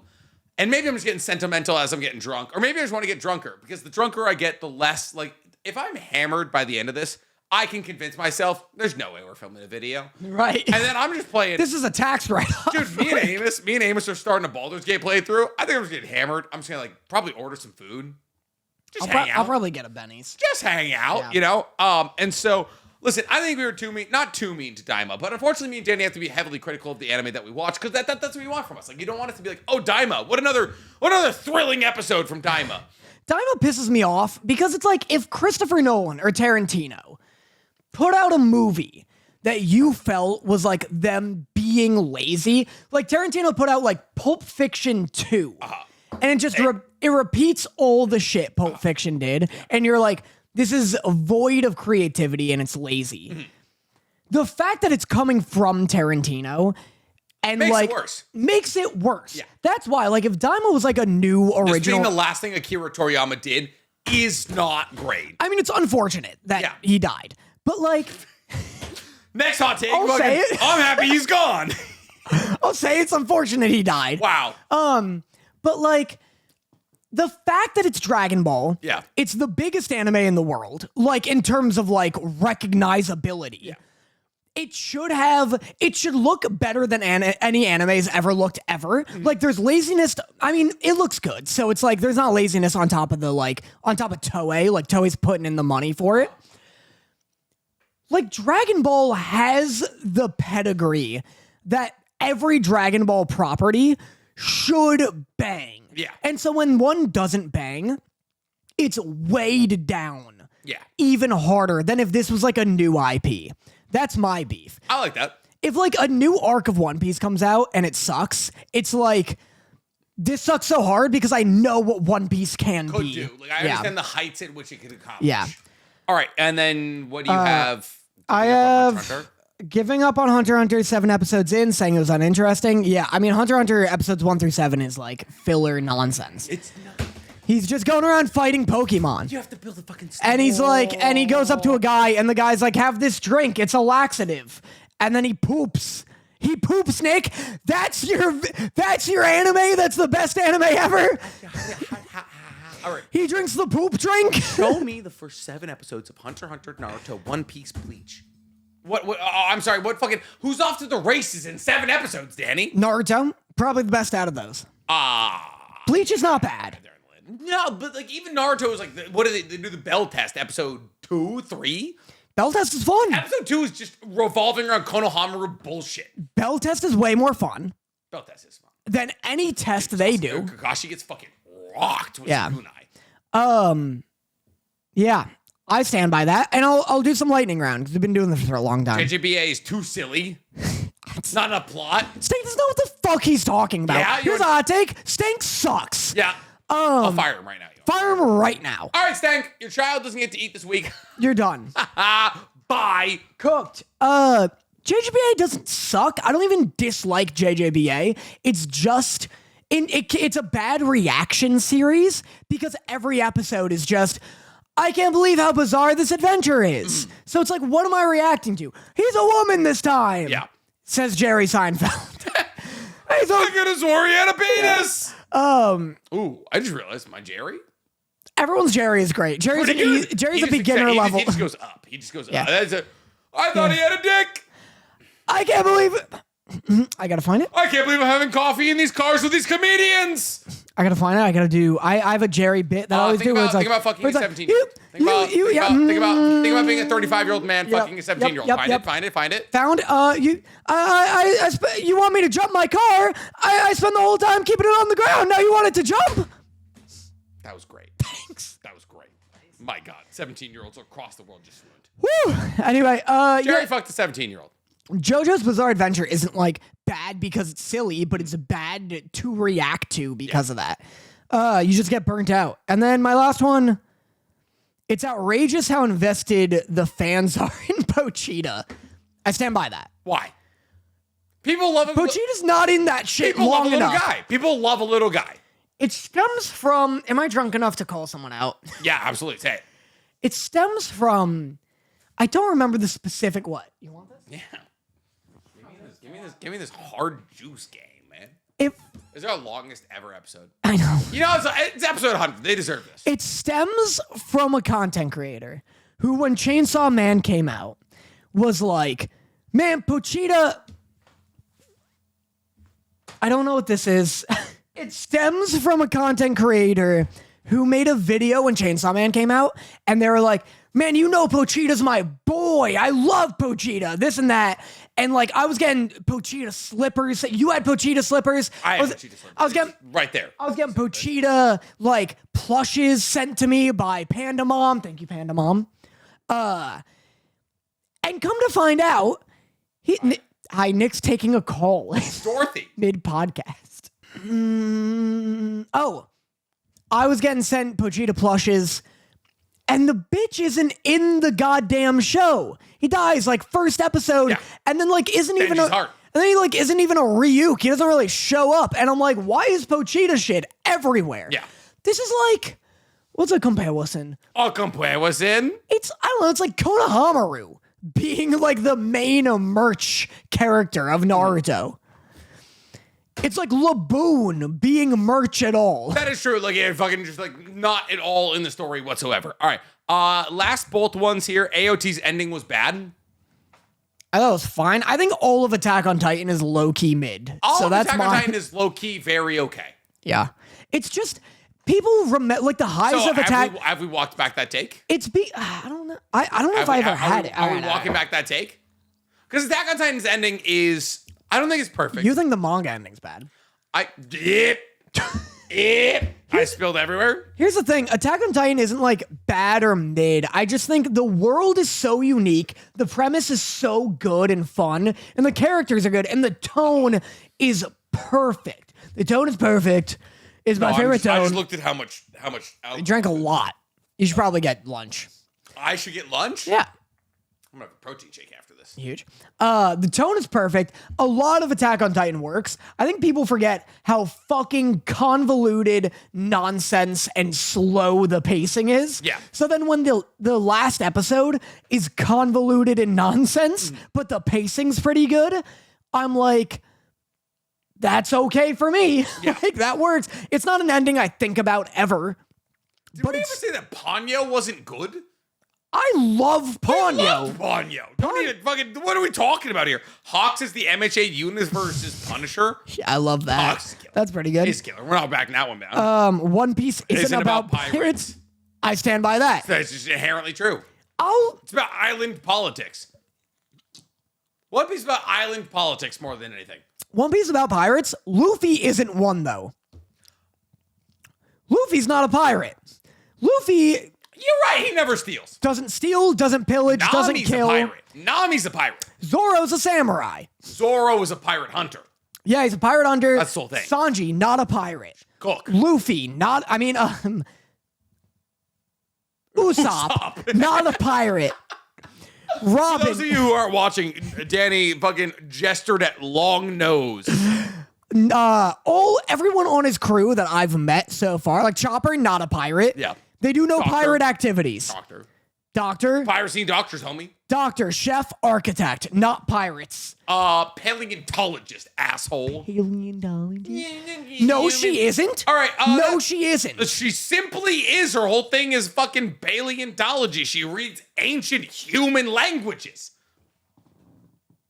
That's not paleontology. Simply is. Paleontology is Only- dinosaurs. Uh-oh. Paleontology is dinosaurs, dipshit. Anthropology. I'm sorry, Danny, on his second hard juice. I'm little. Yeah. Okay. And wasn't cool in high school. First off, I wasn't cool in high school either. Well, okay, fine. I actually... I looked down, and I saw my own shadow, and I thought I peed.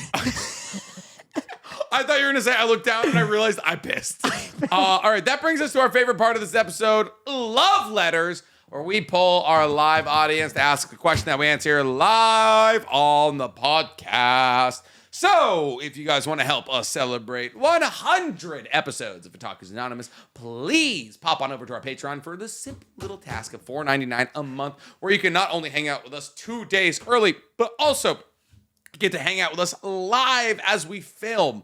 On top of that, you get access to 2 additional hours of content a month, and you get to ask us questions that we possibly answer here live in the podcast. Dan, do you have any questions? So, Silmarillion asks, what's the best memory you've shared with your podcast co-host over the last 3 years of knowing each other? This is a weird one because we often try and imitate like The Yard and stuff where we just hate each other. Yeah.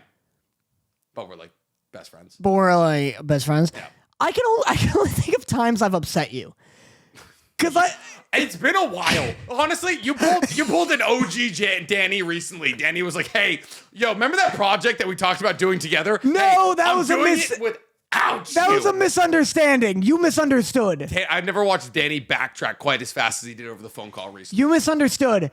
I remember the first time I was like, yeah, Vegas was so fun. It feels like we're actually like becoming like friends outside of work. Mind you, this was a year into our podcast. I was like, I told Nick on pod, I was like, I feel like we're finally becoming friends outside of work. And he was like, hey, my guy, I've considered you my best friend. I've considered you one of my closest friends in LA for a while now. Yeah, that was in Houston because it was just a you and me adventure. Yeah. And I like that. I'd love to do more.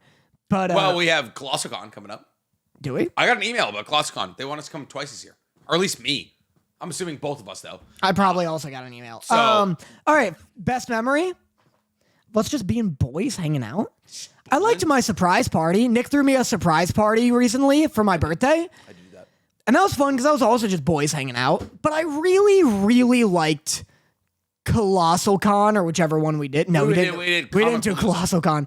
Yeah, we did Comic Palooza, and I really liked watching Madam Web together. Madam Web was awesome. We don't have enough, like, just us hanging out watching a movie and yapping. That isn't work-related. Fuck, that was such a fun movie. Dude, honestly, I have such a positive memory of Madam Web. Like, I look at that movie so positively because of how funny, like, it's just you and me, like, doing a podcast, basically. Like, doing one of our, we literally did a Scooby-Doo React movie to, like, Madam Web. We're like, why is she dancing on the table? Like, where's the fucking waiter? Like, what? How did any of this occur? Madam Web was awesome. There's a bit where the villain walks in and just, like, kills the guy closest to him for no reason. Dude doesn't even look, doesn't try to fight back. He just, like, fucking just snaps over to a guy, breaks his neck. Like, all right, cool. It's just a guy in a full, like, wetsuit walks into a diner. Yeah. There's a man sitting in a booth enjoying a meal. Enjoying pancakes. And he just, like, fucking chop, neck broken. That's a really good answer. If I had to say my favorite Danny memory, I really enjoyed the music video shoot recently. Really? I really enjoyed it, actually. I thought it was a lot of fun. Like, I love, like, I don't get to see Josh and John enough. Yeah. I have this thing where I collect friends, and you've purposely kept me at arm's length away from Josh. I do nothing of the sort. Like, Josh is legitimately busy. Josh is like fucking 12 hours a day. I did really enjoy the music video recently where I was just, because the entire music video was like, hey, Nick beats the shit out of Danny. And I have day fantasies about that all the time. Oh, yeah? And so I was like, oh my God, I finally get to live out my fantasy here. But yeah, if it's not Comic Palooza, what would it be? I like whenever we go to cons, honestly. Like, cons even like fun. Anime Expo. Like not Anime Expo, Anime Pasadena. When you were running around with Chris and it was like, hey, Chris couldn't get this bingo card done because I kept getting stopped for fucking owl house photos. That con we hardly interacted with each other at. Yeah, that was fun. It was a good time though. It was like fucking, I love a bingo card. Nick is interesting at cons because when I first met you and we had smaller channels, like we both grown a lot since we met, and we weren't really getting stopped at all. You speed run cons. What do you mean? Like you cook through the like artist's alley. Yeah. And then you're like, I'm done, let's get ramen. I gotta see if there's any fucking tits for sale. If there's tits for sale, I'm buying them. That's the other thing. Nick collects stickers of anime characters A whose little boobs, BTS, yeah. whose boobs are thrice the size they usually are. For those of you who aren't like, you've never been in my house. All of the desks in my house are there's some fans out there who've been in my house. Okay. Rochelle, Right. Eve, Stank, Cody. Yeah. My editors and my mods. I buy hentai stickers and I put them everywhere. And I recently had 2 girls over to the house who were like friends of mine and friends of Dorothy's. And I was like giving them a tour of my house and they're like, oh, your entire table is filled with titties. And it's the first time I've ever felt shame about it. First time I've ever been shamed into my hentai addiction. But anyways, that's all we got this week, ladies and gentlemen. We appreciate you guys so much for 100 episodes as we are at the 2 hour and 46 minute oh my God, mark of this fucking episode here. But listen, 100 episodes. What an accomplishment. I mean, when I started this, I was what? I'm 28 14. now. I was 25, I think, when we started this. You were 14. I was 14. You got me young. No, but really, guys, we really do appreciate it. Like, it's kind of crazy. Me and Danny don't think about it at all. But we're the second biggest anime podcast on earth. Next to the Bluey podcast. Next to the fucking Bluey pod. Danny's way drunker than I'm trying to get sentimental here. Danny's like fucking Bluey's creeping up on us. No, we are. It's us and then Trash Taste. It's us and then Trash Taste. And then Crunchyroll. And then after us. Yeah, and which is wild. Crunchyroll has a fucking entire podcast that exists behind us. But like from a support perspective, like we appreciate you guys so much. Like we've been what does that fuck mean? off, I'm trying. Support protective. We support we support. What do we support, Nick? the troops. Name a call. The troops. No, they're not cool right now. Fuck the gays. Better? And Mexicans. Those are my 3. Nice. Wrapping up. And if you're a gay Mexican troop, if you're a gay Mexican, you're fucking my guy and or girl and or they. Anyways, we appreciate you guys so much. Genuinely, like it's been crazy. Me and Danny have been able to grow this podcast to a crazy level. We're on the precipice of 100,000 followers on podcast. Yeah, that is huge. Another fucking silver plaque, which is awesome. But like really, like there's been a lot of great memories over the course of this podcast. 2 full years we've been doing this. Every year, all 2 of them, Stank puts out a compilation of like funny bits.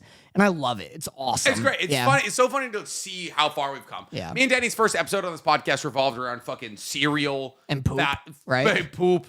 And then fucking who do you take? What country would have the best mech?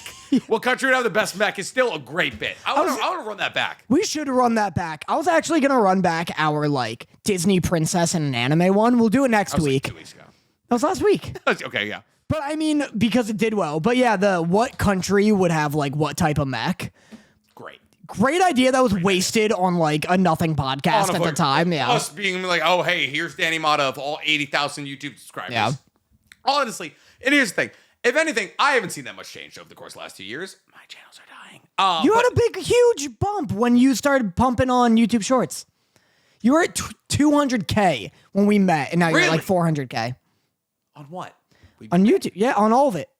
I'm at 700K and anyways, let's go. It's been a wild ride, and we guys appreciate you so much. If you have been riding with us for the last 2 years, we very much appreciate it. Every time we get the opportunity to talk to you guys at cons, we love it. To this day, when people come up to us at cons, and you can attest to this, Danny, whenever people come to us to those cons and they're like, hey, we love Otakus Anonymous, is that not like a biggest... It's crazy. We assume that this goes out to nobody. Yeah. Like every time me and Danny, I shit you not, when me and Danny finish recording, we're like, oh, that was a great hangout. Yeah. Great anime we talk hangout. Yeah. And then people will come up to us at cons and be like, I'm a huge OA fan. Yeah. We're like, no, you're not. No, Simply don't lie. Especially like if you're like look cool, we're like come on. Yeah. Chill out. No, we legitimately assume nobody watches this except the streaming to like 100 people doesn't help. That's the thing. Because I'm like, 100 people watch this. The odds of me ever bumping into any of Those them 100 people, are slim. So but then meanwhile, it's 100 people who happen to be awake and active, and also members of our podcast. Yeah. It's been a while since I've run into someone who's like, yo, I love Otakus Anonymous. I'm like, really? And they're like, yeah, dude, Nick's hilarious. I miss that. And they don't like me is what I'm saying. What the fuck was that about? What do you mean? All right, we're leaving. All right. I'm saying, hold on, shut up. This is the end of the podcast. Shut up. Last episode. Shut up. I'm taking another Because shot. remember, no, shut up. This is your fault. You're gonna gaslight me? Do you remember? This year, our 100th episode? Do you remember? People used to come up to me and be like, hey, Danny, love the podcast. Take a picture of me and Nick. That's what I'm saying. You're right. That's what I'm saying. Hey, brother. Yeah. You have more subscribers than me now. Hey, brother. Hey. Probably not combined. Does Anna Marie count for me or you? I don't know. That's tough. I guess because both. I'm the CEO. We're an ensemble. I'm the CEO. Yeah, but they come from me if you read the comments. I'm going to take that knowing not to heart. All right, guys. We love you so much. We appreciate it. We'll see you at episode 200. Woo! Bye. Well, also 101, right? Maybe. We're going to record 100 more and then only drop 200. We'll drop them in a fucking batch, dog. Yeah. All right. Bye, guys. Bye. Mwah.